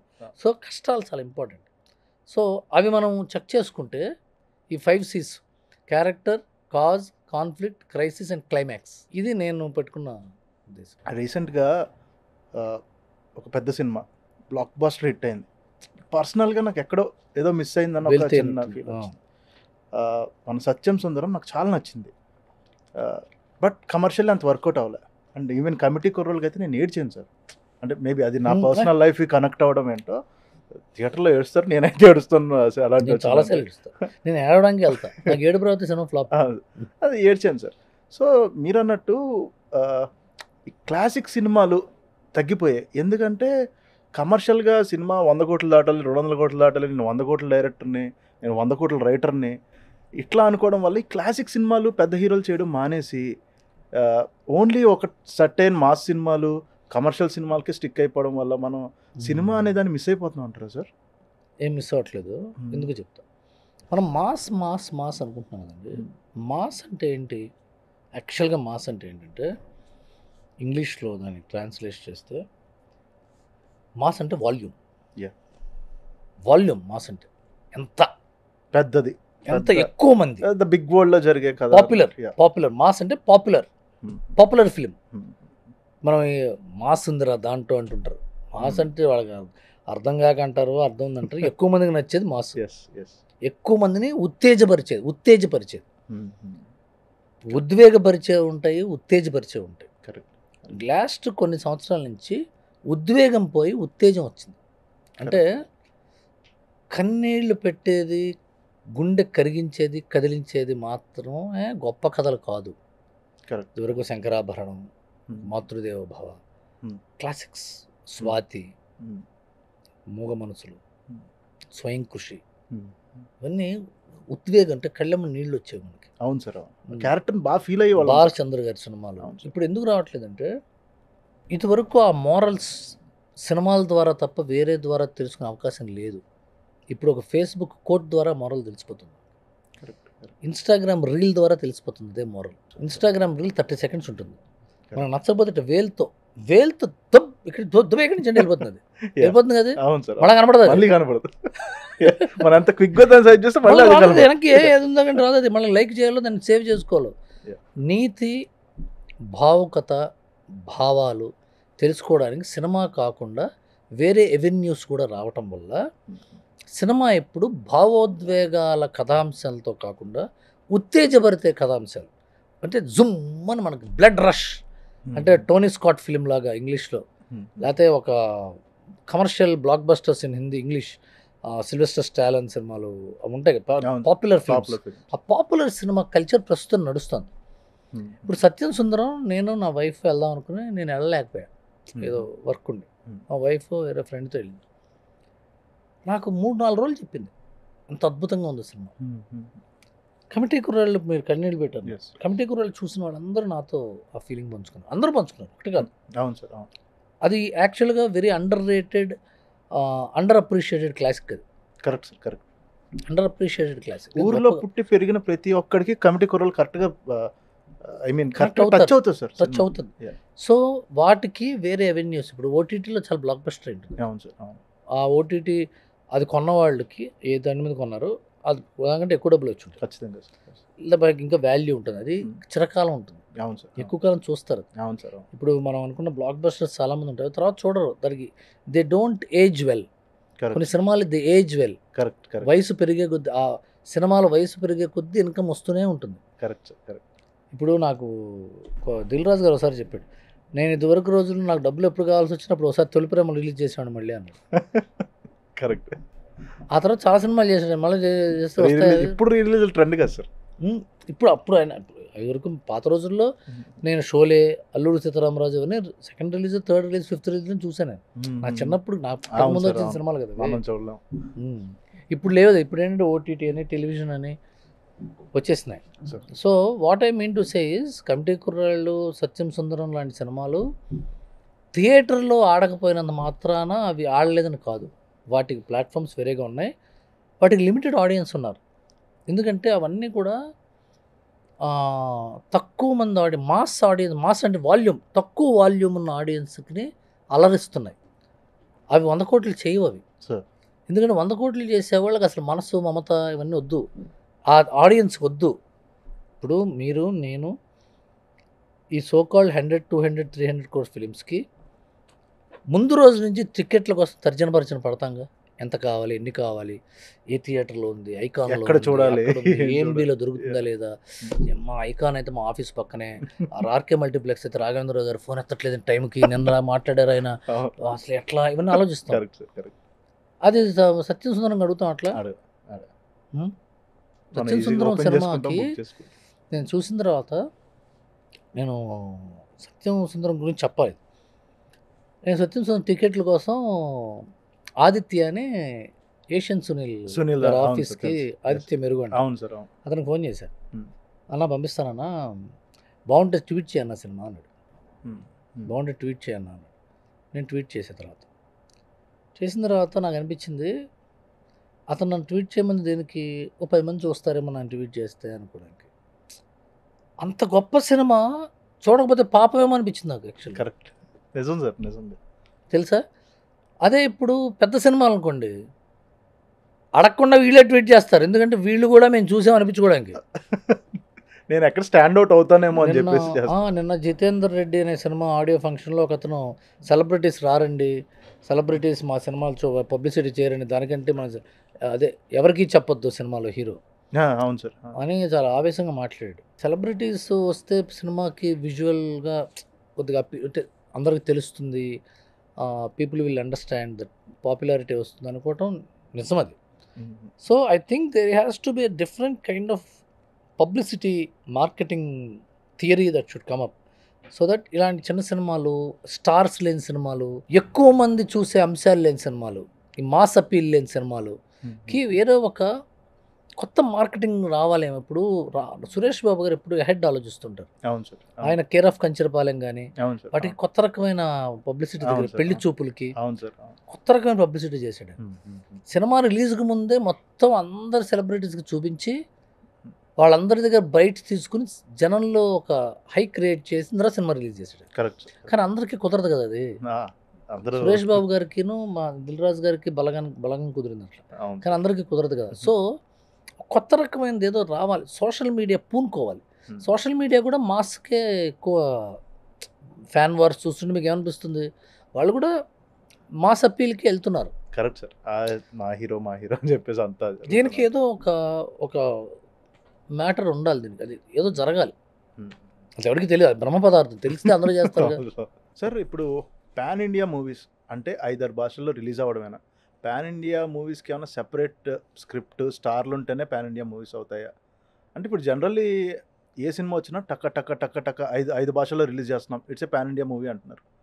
సో పాన్ ఇండియా మూవీకి అంటే ఏం లేదు సార్. ఇప్పుడు కొన్ని stories came from our origin. ఇప్పుడు కాంతారా ఉంది, కాంతారా ఇస్ అక్కడ పుట్టి పెరిగిన మట్టి వాళ్ళకి సినిమా. ఆ మట్టి సినిమా. సో అది పాన్ ఇండియా మూవీ అవుతుందా అవ్వదా అనేది నా బిగ్గెస్ట్ డౌట్ సార్. అది ఒకప్పుడు సినిమా టైటిల్ కింద క్యాప్షన్లు ఉండేవి, ఇప్పుడు భాషలు ఉంటున్నాయి. Correct correct sir. కరెక్ట్. అంతే కదా. పాన్ ఇండియా సినిమా ఆ, ఒక ఏరియా తగ్గ సినిమాలో కొన్ని తేడాలు ఉన్నాయి. ఎప్పుడు కూడా నాకు పూరి జగన్నాథ్ గారు ఎప్పుడో చెప్పాడు, ఒక కథ రాస్తే మనం అది అన్ని భాషల వాళ్ళకి అన్ని ప్రాంతాల వాళ్ళకి అర్థం అవ్వాలి, కనెక్ట్ అవ్వగలగాలి అని చెప్పాడు. ఫర్ ఎగ్జాంపుల్ ఆయన పోకిరి సినిమా తీశాడు. కరెక్ట్. పోకిరి హిందీలో బ్లాక్ బస్టర్, తమిళ్లో బ్లాక్ బస్టర్, కన్నడలో బ్లాక్ బస్టర్, బెంగాల్లో బ్లాక్ బస్టర్, బంగ్లాదేశ్లో బ్లాక్ బస్టర్. కొన్ని లవ్ స్టోరీస్ ఉంటాయి, అవి కొన్ని తమిళ్లోనే హిట్ అవుతుంది, తెలుగులో ఫ్లాప్ అవుతుంది. వాళ్ళకే అవి ఉంటాయి ఆ కల్చర్లో సంబంధించినవి, మనకు అది ఉండదు. అది correct correct. So first basic ఏంటంటే అందరికీ అర్థమయ్యే కథ అవ్వాలి. ఫర్ ఎగ్జాంపుల్ కాంతారా ఒక బ్యాక్ డ్రాప్లో ఒక వాళ్ళ కల్చరు, వాళ్ళ దేవుడు, అది ఇది. కానీ కథ ఏంటో తెలుసా అండి? అది ఒక జమీందారు గారు ఆయనకి మనశ్శాంతి కోసం తిరుగుతూ ఒక ట్రైబల్ ఏరియాకి వెళ్ళి అక్కడ మనశ్శాంతి దొరికిందని వాళ్ళకు 100 ఎకరాలు ఇచ్చేస్తాడు. ఇప్పుడు 3వ జనరేషన్ మునిమనోడు వచ్చి నాకు 100 ఎకరాలు, మా తాత మెంటలు ఆ 100 ఎకరాలు తిరిగి ఉంటాడు. అదేంటంటే మేము అట్లా బతుకుతున్నాం కదంటే వాళ్ళని హింసిస్తాడు, వీడు విలన్గా మారుతాడు, వీడిని కొట్టి వాళ్ళ ఎగ్జిస్టెన్స్ని కాపాడుకోవడం కథ. దయ్యం తీసేసినా, దేవుడు తీసేసినా, ఏం చేసేసినా, ఏం పెట్టినా దాంట్లో ఒక ఎగ్జిస్టెన్స్ ప్రాబ్లం ఉంది, ఒక క్రైసిస్ ఉంది. మాట్లాడుకున్నట్టు క్రైసిస్ ఇప్పుడు కోర్టులో వెళ్ళిపోతే ఎట్లా, మన పరిస్థితి ఏంటి? వాళ్ళ మనుషుల్ని వీడు మార్చి ప్యూర్ ఒక రాజు పేద కథ. అది కొన్ని సినిమాలు ఉంటాయి, సత్యం సుందరం ఉంటాయి, అది అన్ని భాషలకి బాగానే ఉంటుంది. అవును సార్. అవును, అందరూ కనెక్ట్ అవుతారు. కానీ వాళ్ళ చెప్తున్నాయి కొన్ని ఉంటాయి, అన్ని ఇప్పుడు స్కంద అన్ని భాషల పేర్లు వేశారు, వర్కౌట్ అవ్వాలి. కొన్ని సినిమాలు ఇదేంటిది బలి ఆడేసింది అనుకుంటాం మనం. హనుమాన్ ఉంది, కార్తికేయ ఉంది, గ్లోబల్ మన వాళ్ళేమి పాన్ ఇండియన్ స్టార్స్ కాదు, డైరెక్టర్స్ కూడా ఆ టైంలో అంత పెద్ద స్టార్స్ కాదు. రాజమౌళి గారి సినిమాకి దీనికి చాలా తేడా ఉంటుంది కదా సార్. కదా. కానీ ఈ పాన్ ఇండియా సినిమాలు రావాలంటే కథ రాయటం, సినిమా తీయడం కాదు. ఇప్పుడు మనం తెలుగు సినిమా చేస్తాం అనుకోండి, మనం ఇక్కడ ప్రీ రిలీజ్ ఫంక్షన్ పెట్టి ఒక 10 మంది డైరెక్టర్లని, వాళ్ళని యాక్టర్లని అడిగి పాటలు రిలీజ్ చేయండి, ట్విట్టర్లో పోస్టర్ రిలీజ్ చేయండి, first poster, first look, pre teaser, ఇంకోటి ఏదో ట్రైలర్, తర్వాత theatrical, second theatrical, action cut, drama cut, characters, posters అనేసి మన ఊళ్ళో వాళ్ళందరికీ సినిమా వస్తుందని చెప్పి టీవీలో 10 సెకండ్స్ 30 సెకండ్స్ 1 మినిట్ ఇచ్చి ఈ ఊళ్ళకి వెళ్ళి ఆ గుళ్ళకి వెళ్ళి చేతులు ఊపి వస్తాం, సినిమా తెలుస్తుందంట. అదే దేశం మొత్తం తిరిగితే పాన్ ఇండియా పబ్లిసిటీ అవుతుంది. కరెక్ట్. దేశం మొత్తం తిరిగితే ఏమవుతుంది, ఓహో ఎవడో వస్తున్నాడు, సినిమా వస్తుంది, ఫెమిలియారిటీ రావాలి కదా, సినిమా వస్తుంది తెలియాలి. రాజమౌళి గారు బాహుబలికి కానీ, RRRకి కానీ ఊరూరా, షాపుకి, మాల్కి, గుడికి, అదేంటది స్వర్ణ దేవాలయానికి, బెంగాల్లో స్వీట్లకి, కాశీకి, ఆ ఊళ్ళు ఈ ఊళ్ళు, లక్నో, కాన్పూర్, నా పేర్లు తెలియదు, ఫ్లోలు అంటున్నా, ఇవన్నీ తిరిగాడు ఆయన. అన్ని తిరిగారు సార్. కరెక్ట్. తిరిగారు లేదా? అందరికీ తెలిసిపోయింది కదా సినిమా వస్తుందని. సినిమా వస్తుందని తెలిస్తే ముందు ఏమవుతుంది, సినిమా థియేటర్కి వస్తారా, సినిమా ఆడిందా లేదా పక్కన పెట్టండి. ఫస్ట్ సత్యం సుందరం సినిమా రిలీజ్ అవుతుందో నాకు తెలియదు. ఏమన్నా అలసిపోతున్నాం అండి సినిమా తీసిన తర్వాత, అలసట వచ్చేస్తుంది. ముందేమో టైటిల్ పెట్టి దాని కింద భాషలు వేసి ట్రైలర్ జమ్ అంటే ఓహో వీడు చాలా ఎక్కువ కష్టపడిపోతున్నాడు, వీడు చాలా గ్రాండ్గా చాలా ప్రతిష్టాత్మకంగా సినిమా తీయబోతున్నాడు అని మనకు అనిపించడం కోసం ఇస్తారు. అవును సార్, మనం అంటే ఆడియన్స్కి. అవును సార్, ఆ సినిమా జరుగుతూ ఉంటుంది, బడ్జెట్లు పెరుగుతాయి, అలసిపోతాం, నెంబర్ ఆఫ్ డేస్ పెరుగుతాయి, టెన్షన్లు వస్తాయి, చివరికి డిసగ్రిమెంట్స్ వస్తాయి, ఒక అగ్రిమెంట్స్ వస్తాయి, చివరికి కాపీ వస్తుంది.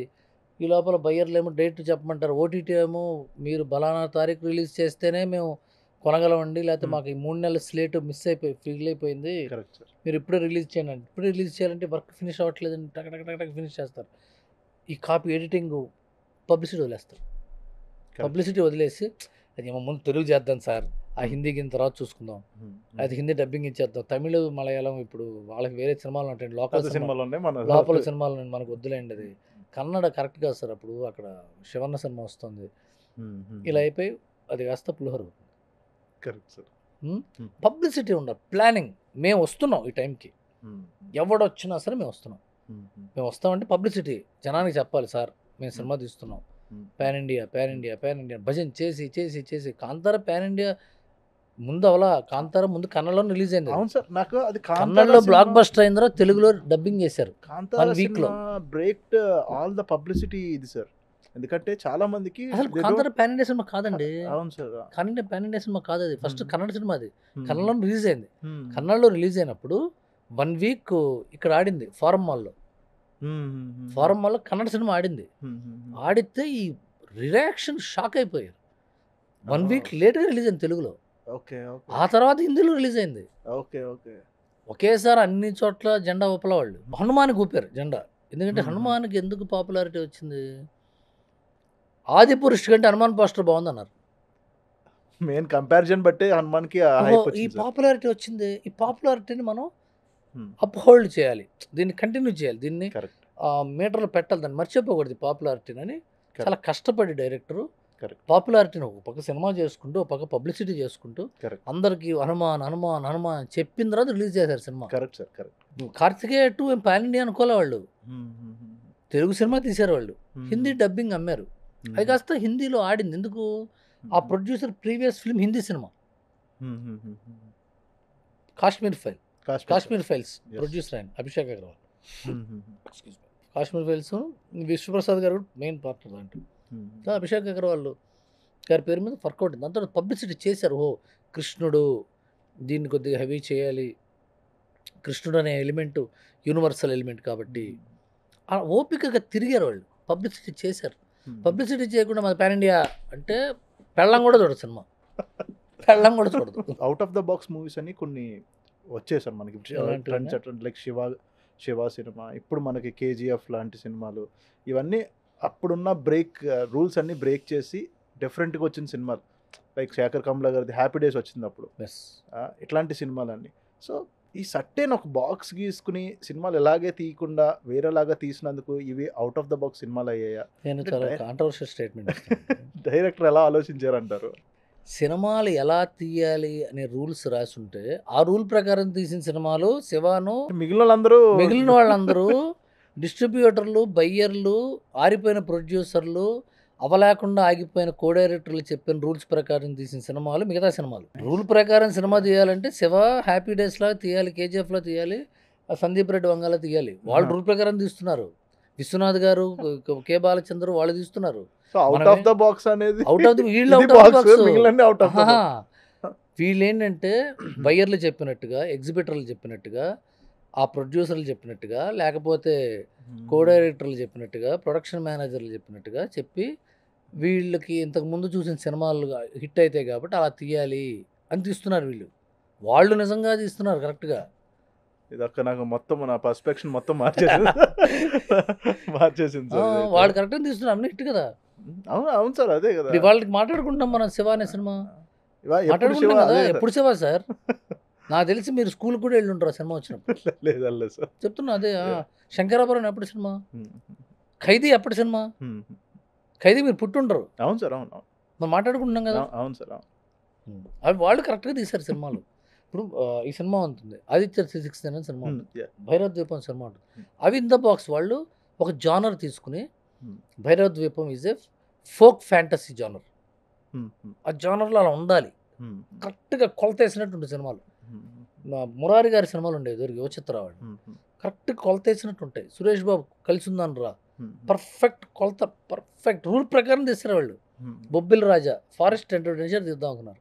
మీరు చూస్తే సినిమాలు మొత్తం కడుపు నిండా సినిమా చూసినట్టు ఉంటుంది. అవి ఫుల్ మీల్స్ తిని బయటకు వచ్చినంత హ్యాపీగా ఉంటుంది. అది ఇప్పుడు హ్యాపీ డేస్ చూడండి, అవును సార్, అవును. గుండె బరువెక్కినట్టు. అవును సార్, అవును. ఎందుకంటే ఆయన అనుకున్నదే గుండె బరువెక్కి పంపించాలని.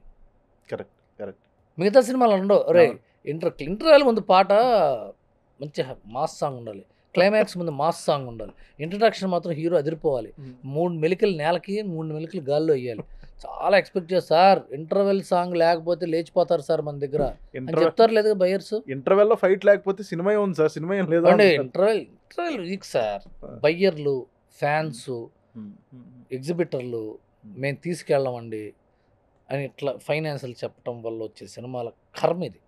ఎందుకంటే 100 సినిమాల్లో 7 సినిమాలు ఆడుతున్నాయి. ఇప్పుడు మీరు కొలిస్తే మీరు షీట్ తీసుకురండి, గత 20-30 ఏళ్ళుగా 100కి 10 సినిమాలు మ్యాక్సిమం ఆడతాయి. అవి అలా మిగతా సినిమాలు చూసారా మేము చెప్పినట్టు తీసారంటారు. ఆ 10 సినిమాల్లో ఒకటి out of the box cinema ఉంటుంది. ఈ 3 సినిమాలు 5 సినిమాలు హీరో యొక్క ప్రాపకం వల్ల, పండగ ప్రభావం వల్ల, అదృష్టం మెయిన్గా ఉండటం వల్ల పలుకుతాయి. కొన్ని సినిమాలు అదృష్టం ఆడతాయని అందరూ అనుకుంటారు లేదా? అవును సార్, అవును అవును. అందరికీ నచ్చవు, అందరూ చూస్తారు. కొన్ని సినిమాలు ఉంటాయి సార్. ప్రభాస్ సినిమా ఉందండి, irrespective of how the film is, ఒకసారి చూస్తాంగా. ఖచ్చితంగా చూస్తాం, ఖచ్చితంగా. అసలు ప్రభాస్ గారు చేశారు ఏంటి సినిమా అనేది చూస్తాం కదా. 100%. అందువల్ల అలా తీయాలండి సినిమా అంటే కుదరదు. మామూలుగా 100కి 20% మంది చూస్తారు సినిమాలు, మిగతా 70% 80% చూడం. మనం అనుకుంటాం సినిమా ప్రపంచం మొత్తం ప్రపంచం అని మనం అనుకుంటాం. మొత్తం ప్రపంచంలో సినిమా ప్రపంచం ఇంత కూరలో పచ్చిమిరకాయ అంత అంతే. మనమే దీనికే మనం ఫ్యాన్ వార్స్ అని, ట్విట్టర్ వార్స్ అని, అవని ఇవని కూడా చూస్తూ ఉంటాం కదా. మిగతా వాళ్ళు చూడరు సినిమాలు. మీరు రాణిగంజ్లో వెళ్ళండి, ఎవరైనా సినిమా అడుగుతాడేమో, వాళ్ళందరూ అక్కడ బోల్ట్లు నెట్లు అమ్ముకుంటారు చాలా మంది. కోటికి వెళ్ళండి సినిమాలు చూస్తాడేమో ఎవడన్నా, ఆడి పొద్దున్న సినిమా మీ సినిమా వాళ్ళు అంటాడు. అసలు సినిమా వాళ్ళు అంటే జేబు దొంగల్లో మాడుతుంటారు వాళ్ళు కదా. అవునా కదా? ఇక్కడ అలా మాట్లాడతారు సార్. మన కోస్తాకి అట్లకి కోనసీమకి వెళ్ళాం అనుకో, వెళ్ళనిస్తారా? కొత్త స్టేట్మెంట్ చెప్పు. కరెక్ట్, అవును కదా. దానికి ఏంటంటే మీ అబ్బాయి సినిమాలా సరే ఓకే. ఇదివరకు దాసనారాయణరావు గారి దగ్గరికి ఒకతను వచ్చి, అంటే మా వాడు ఎందుకు పనికిరాడండి, మీ దగ్గర అసిస్టెంట్ డైరెక్టర్ పెట్టుకోవచ్చు కదా అన్నట్టు. అంటే ఇప్పుడు మారింది. ఇప్పుడు కాలేజెస్కి వెళ్తున్నారు, స్కూల్స్కి వెళ్తున్నారు, వస్తున్నారు. ఇప్పుడు రెస్పెక్టబుల్ వాక్ ఆఫ్ లైఫ్ అయింది. సార్ రీసెంట్గా నన్ను కూడా నాకు తెలిసిన ఫ్రెండ్ వాళ్ళ ఫాదర్ ఫోన్ చేశారే, నువ్వు బాగానే ఉన్నావు కదా మా వాడు చూడు అన్నట్టు మాట్లాడుతున్నారు సార్. ఏంటి బాగానే ఉన్నారు ఏంటి చూసేది అంకుల్? ఫస్ట్ వాడికి ఇంట్రెస్ట్ ఉందో లేదో కనుక్కోండి. వాడికి ఇంట్రెస్ట్ ఉంటే దాన్ని బట్టి మనం ఏమైనా చేయొచ్చు. ఆర్ట్లో వేరు, మంది ఆర్ట్ వేరు, ఆర్ట్ బిజినెస్ వేరు. Hours is art business. దీన్ని ఓన్లీ బిజినెస్ చేద్దామని మ్యానుఫ్యాక్చరింగ్ యూనిట్లో తయారైపోయినాయి సినిమాలు. సో దీంట్లో కళ ఉండదు. అవుట్ ఆఫ్ ది బాక్స్ అని ఎందుకు అంటున్నాం అంటే దాంట్లో విలువలు ఉంటాయి కాబట్టి, దాంట్లో ఎక్సలెన్సీ ఆఫ్ ఆర్ట్ ఉంటుంది కాబట్టి. యాక్చువల్గా అవే కరెక్ట్. ఇవి ఈ చెత్త సినిమాలను అవుట్ ఆఫ్ ది బాక్స్. నేను మొత్తం నా పర్స్పెక్షన్ మొత్తం మార్చేసాను. అవుట్ ఆఫ్ ది బాక్స్ మనం ఒక గానుగెద్దుల్లో తిరుగుతూ గుర్రం రాగానే చూసి అదేంటి దానికి తోకుంది జూరుందంటే అది కరెక్ట్, మనం గానుగెత్తున్నాం. సరే ఇప్పుడు నాకు ఇంకొకటి ఏంటంటే సార్, ఇప్పుడు నా దగ్గర ఒక అద్భుతమైన కథ ఉంది, కానీ స్క్రీన్ ప్లే మన దగ్గర కథ ఉంది, అద్భుతం కాదు తర్వాత తెలుస్తుంది. ఇప్పుడు ఒక కథ ఉంది సార్, ఆ కథ సినిమా కింద అయ్యి దాన్ని బయటకు వచ్చేటప్పుడు అది పోవడం బాగుపడడం అనేది అది వన్ డే విషయం. కానీ కథ బాగుందిరా, స్క్రీన్ ప్లే ఇలా చేయడం మిస్టేక్ అని చెప్పినప్పుడు మన సినిమా హిట్ అవ్వడం చెప్పారు మిస్టేక్ అని జనాలు మీ చుట్టుపక్కల వాళ్ళు పర్స్పెక్టివ్ రివ్యూ రైటర్స్ మనం వీళ్ళందరూ ఉన్నారు కదా సార్. అవ్వండి నమ్మద్దు. Screen play makes a director unique. కథ గొప్పదా స్క్రీన్ ప్లే గొప్పదా అనేది? స్క్రీన్ ప్లే గొప్పది, కథ చెప్పే విధానమే గొప్పది. చాలా స్టోరీ సిట్టింగ్లో జరుగుతుంటుంది తెలుసు కదా, సంవత్సరాలు స్క్రీన్ ప్లే మీదే. ఎందుకంటే ఆ స్క్రీన్ ప్లే మీటింగ్స్లో ఎవరు వాయిస్ పెద్దదో వాళ్ళని ఒప్పించడానికి ట్రై చేస్తుంటారు అందరూ. కానీ నిజాయితీగా ఆలోచిస్తే కథ చెప్పే విధానంలోని యునీక్నెస్సే కథని కొత్త కథని చేస్తుంది. స్క్రీన్ ప్లే ఈజ్ ఇప్పుడు మీ చిన్నప్పుడు మీకు ఇంట్లో కథలు చెప్పేవాళ్ళ? చెప్పేవారు సార్. ఎవరు రాజుగారు చెప్పేవారు? ఉండేవారు, మా అమ్మమ్మ చెప్పేది, తాతయ్య చెప్పేవారు, వీళ్ళు చెప్పేవారు, అందరూ ఇంకెవరెవరు చెప్పేవారు. చెప్పేవాళ్ళు? ఒక రాజుగురికి 7 కథ విన్నారా? ఆ, ఒక రాజుగురికి 7 కొడుకులు ఉంటారు. కొడుకులు. ఆ ఓ 7 ఏడుగురు కొడుకులు వేటకెళ్తారు. వేటకెళ్తారు. అందరికి ఈ కథ తెలియకుండా ఎవడో ఎదుగుంటాడు కదా. అవును సార్. అవును. ఉం? ఈ కథ ఎంతోమంది చెప్పుంటారు కదా. అవును. మనకు కొంతమంది చెప్తే నచ్చుతుంది, ఉమ్, ఉమ్, మనకు కొంతమంది చెప్తే నచ్చుతుంది. వాళ్ళు బెటర్ స్క్రీన్ ప్లే రైటర్స్ కదా. అవును సార్. అవును. ఒక రాజు ఉన్నాడు, ఆ రాజుగురికి 7 కొడుకులు. ఆ 7 కొడుకులు వేటకెళ్ళారు. 7 చేపలు పట్టుకున్నారు. 7 చేపలు ఒక చేప ఎండబెట్టారు. ఎండబెట్టిన ఒక చేప నేను ఎండనంది. ఎందుకే చేప ఎండలేదు? గడ్డపూచ అడ్డొచ్చింది. గడ్డిపూచ ఆవుదం లేదు. ఆవుదం ఇది ఉంది కదా కథ. మొత్తం స్టోరీ అంత ఉంది. ఇప్పుడు దీనికి స్క్రీన్ ప్లే ఎలా రాస్తాం? ముందు పెద్ద వైడ్ యాంగిల్లో ఒక పెద్ద దర్బారు, రాజుగారు సింహాసనంలో కూర్చొని ఏంటి సరే వాళ్ళ విశేషాలు అంటుంటే 7 కొడుకులు వచ్చారు. ఏంటి అబ్బాయిలు ఏంటి సంగతి అని వేటకెళ్తాం అంటే సరే సైనికులు తీసుకోండి అనే సీన్తో ఓపెన్ చేయొచ్చు కదా. అవును సార్. లేకపోతే ఒక చేపని ఒకడు క్లోజప్లో ఎందుకు చేప ఎండలేదు నువ్వు అన్నాడు, అక్కడి నుంచి ఒక కథ ఓపెన్ చేయొచ్చు. లేకపోతే ఒక గడ్డిపోచు ఇలా ఇలా ఇలా ఇలా వెళ్తాడు. మీరు టైటిల్స్ అన్నీ వేసి అలా సూర్యుడికి అడ్డుగా వచ్చింది, ఆహా ఎండలేదు చేప. ఇక్కడి నుంచి ఫ్లాష్ బ్యాక్ కట్, నేను ఒక ఎండిపోని చేపని, మిగతా నా స్నేహితులందరూ ఎండిపోయారు, నా కథ మీకు చెప్పాలి అంటే ఫ్లాష్ బ్యాక్ చెప్పచ్చు. ఇవన్నీ స్క్రీన్ ప్లేలే కదా. అవును సార్. సో ఎవడి స్క్రీన్ ప్లే కిక్ ఇస్తుందో వాడి యునిక్. స్క్రీన్ ప్లే పక్కన వాళ్ళు చెప్తే నచ్చకపోతే మనం ఏం చేయలేం. అదే అండి పాపులర్ సినిమాస్ ఉంటాయి కదా, మాస్ అప్పీల్ ఉన్న సినిమా, వాటికి ఒక స్క్రీన్ ప్లే ఉంటుంది. వాటికి ఏంటంటే స్క్రీన్ ప్లే కంటే ట్రీట్మెంట్ అంటారు. Treatment, how to treat a scene, ఎలాబొరేట్గా ఎమోషన్ ఎక్స్ప్లెయిన్ చేయటమే ట్రీట్మెంట్. ఎంత ఎలాబొరేట్ ఎక్స్ప్లెనేషన్ ఉంటే అంత మంచి ట్రీట్మెంట్ ఉంటుంది ఒక సినిమాకి అర్థం. సో పాపులర్ ఫిలిమ్స్ ఉంటాయి, కారు వస్తాడు, దిగుతాడు, ఇలా అంటాడు, గద్దె పెడతాడు, గన్ను పెడతాడు, చిక్ అంటాడు, ఇట్ట అంటాడు, వాళ్ళందరూ అప్పుడుదా వెయిట్ చేస్తూ ఉంటారు చచ్చిపోవడం కోసం. వీడు డైలాగ్ చెప్తాడు, సిగరెట్ అంటిస్తాడు మధ్యలో, పటాక్ పట, అది ట్రీట్మెంట్. దిగంగానే టపక్ మన గాల్చడం కంటెంట్ కదా. ఈ కంటెంట్కి ట్రీట్మెంట్ ఎవడి ఏ డైరెక్టర్ ఊహబట్టి వాడు గొప్ప డైరెక్టర్. ట్రీట్మెంట్ డైరెక్టర్కి వదిలేయాలి మనం. కథ అక్కడికి వచ్చాడండి, చంపాడు, చంపిన తర్వాత వాడు ఎందుకు చంపాడు తర్వాత చెప్దాం మనం. ఆ ముందు చెప్తే కరెక్ట్ కాదు, ల్యాగ్ వచ్చేస్తుంది. ముందు చెప్పాం అనుకోండి సార్, ఈ బిల్డప్ అంతా ల్యాగ్ సార్, ఫటకమని కాల్ చేయొచ్చు కదా అనిపిస్తుంది. ఇప్పుడు కాల్చిన తర్వాత ఎందుకో చెప్తే ఇంట్రెస్ట్ ఉంటుంది సార్. అది స్క్రీన్ ప్లే. ఇది మళ్ళీ మనం ఎడిటింగ్ రూమ్లో కూడా కరెక్ట్ చేసుకోవచ్చు. మొత్తం సినిమా అంతా అయిపోయిన తర్వాత అతను వచ్చి వర్క్ మీరు అనుకున్నంత లేదంటాడు ఎడిటర్ వచ్చి. సో మీ కథకి ఇప్పుడు కమింగ్ టు దిస్ పాయింట్, మీ కథ ఉంది ఒకటి, ఆ కథ అందరూ కథ బాగుందరా స్క్రీన్ ప్లే బాగాలేదు అంటున్నారు కదా. కానీ ఆ స్క్రీన్ ప్లే సినిమా తీయండి మీరు, అప్పుడే మీరు కొత్త డైరెక్టర్ అవుతారు. వాళ్ళకి ఇంతకు ముందు చూసిన సినిమాల తాలూకా ప్రభావంతో ఇది అలా ఉండాలి కదా, ఇది ఇలా ఉండాలి కదా అంటున్నారు. Correct sir. వాళ్ళది క్రియేటివ్ బ్రెయిన్ కాదు, రిక్రియేటివ్ బ్రెయిన్. వాళ్ళు ఆల్రెడీ ఉన్న ఇన్ఫర్మేషన్ నుంచి మీకు అనుభవంతో ఇస్తున్న సలహాలు. యాక్టర్స్లో నెపోటిజం ఉంది అని అంటారు, అలాగే రైటర్స్లో కూడా నెపోటిజం ఉంది, వారసత్వాలు. యాక్టర్స్ కొడుకులు కూడా యాక్టర్స్ అవ్వలేరు సార్, అది అబద్ధం. అది యాక్టర్స్ కొడుకులు యాక్టర్స్ అవ్వటం అంటే దానికి అసలు ఇంకా రిస్క్. అది యాక్టర్ కొడుకు యాక్టర్ అవ్వడం అనేది రిస్క్. డైరెక్టర్ బర్డెన్ ఉంటుంది. డైరెక్టర్ కొడుకు డైరెక్టర్ అవ్వడం అంటే, ఒరే నాన్న నేను డైరెక్షన్ చేశాను రా, నేను ఈ కబుర్లని చెప్పి ప్రొడ్యూసర్ని హీరోని పడేసి డైరెక్టర్ అయ్యాను, నువ్వు కూడా ఇవే కబుర్లు చెప్పి డైరెక్టర్ ఎవరా అని చెప్పచ్చు. అదో పద్ధతి ఇది. రైటర్ అనుకో, రే నాన్న ఈ కథలు, ఈ క్యాసెట్లు చూసి, ఇవన్నీ ఈ సినిమాలు చూసి, ఈ సీడీలు చూసి, లేకపోతే ఈ నోట్స్ చదివి అవరా అని చెప్పచ్చు. నెపోటిజం. యాక్టర్ అవ్వాలనుకోండి పెట్టుబడి పెట్టాలి. అవును సార్. ఎంత పెద్ద హీరో అయితే అంత పెద్ద పెట్టుబడి. అవును సార్. చిన్న హీరో అనుకోండి, ఇప్పుడు నా కొడుకు పెట్టుబడి పెట్టక్కర్లా, అదే పెద్ద సూపర్ స్టార్ కొడుకు అయితే క్వాలిటీ పెట్టాలి కదా, ఎక్కువ పెట్టాలి. అది పలకపోతే పైగా వచ్చి నేను సంక్రాంతికి వస్తున్నా అని అరవాలి, దసరా మాదే అని అరవాలి, ఇవన్నీ ఉంటాయి. కొట్టేది మేమే, సమ్మర్ మనదే అని అరవాలి, అవన్నీ ట్రోల్ అవుతుంటాయి. చాలా కష్టం. అమ్మో బాబోయ్, హీరోల కొడుకులు హీరోలు అవ్వడం అనేది చందమామ దక్షిణ ధ్రువం మీద చంద్రయాన్ 2 వాళ్ళినంత కష్టం.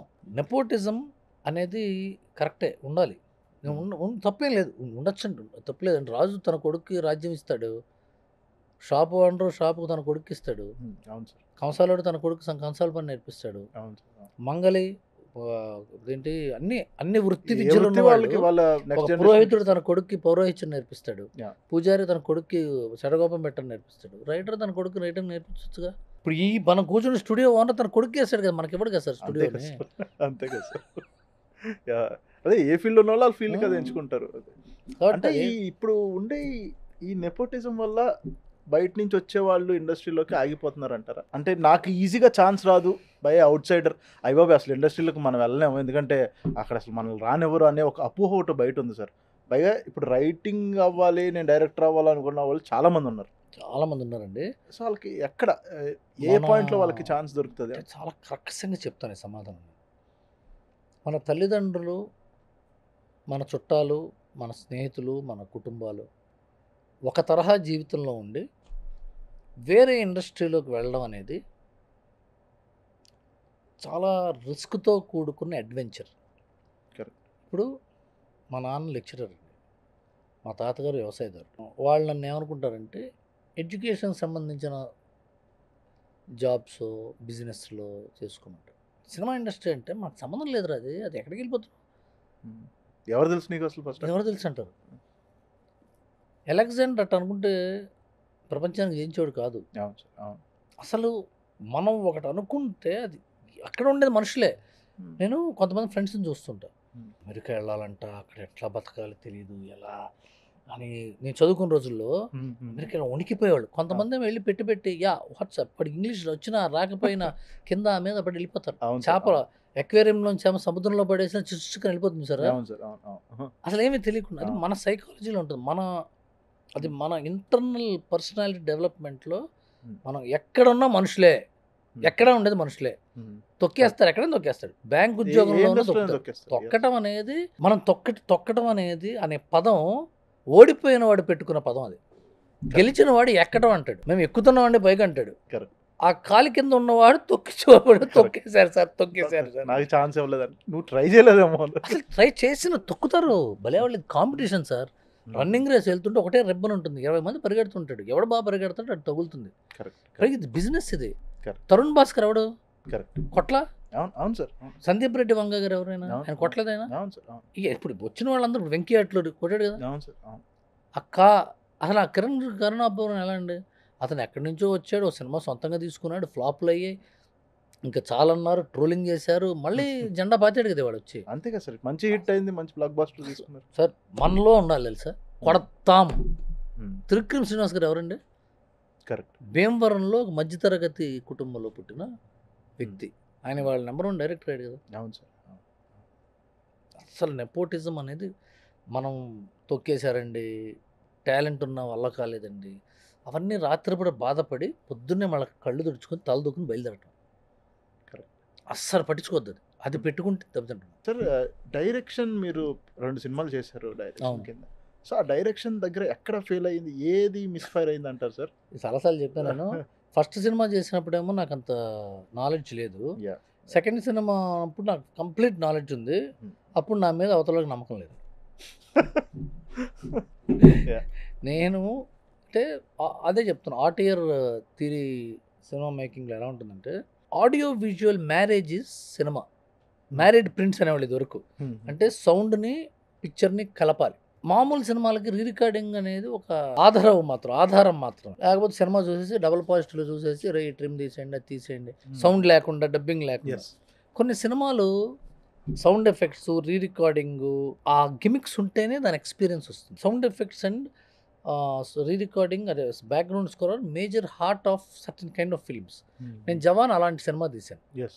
కానీ ఆ సినిమాని డబుల్ పాజిటివ్లో చూసి జడ్జ్ చేయడం వల్ల చాలా రిపేర్లు చేయాల్సి వచ్చింది. అన్ని రిపేర్లు అయిన తర్వాత బ్యాక్గ్రౌండ్ స్కోర్కి వెళ్ళింది సినిమాది. నా కూడా ఏమో అక్కడ బాగుంటుందని నేను ఎక్స్ప్లెయిన్ చేయలేదు. నా తప్పేంటి, నేను కన్విన్స్ చేయలేకపోయాను. నేను అక్కడ అలెగ్జాండర్ కాలేకపోయాను నాకు డిస్కషన్లో. నేను అక్కడ దిల్ రాజు గారికి చెప్పలేకపోయి, ఇలా ఉంటే బాగుంటుంది సార్, ఇలా ఉంటే బాగుంటుంది సార్. అదే నాదే తప్పుగా. కాబట్టి నా స్కిల్ని కన్విన్స్ చేయలేకపోయాను. నాకు అప్పుడు స్కిల్ ఉంది. ఫస్ట్ సినిమాకి నేను పెద్ద స్కిల్ఫుల్ కాదు నేను.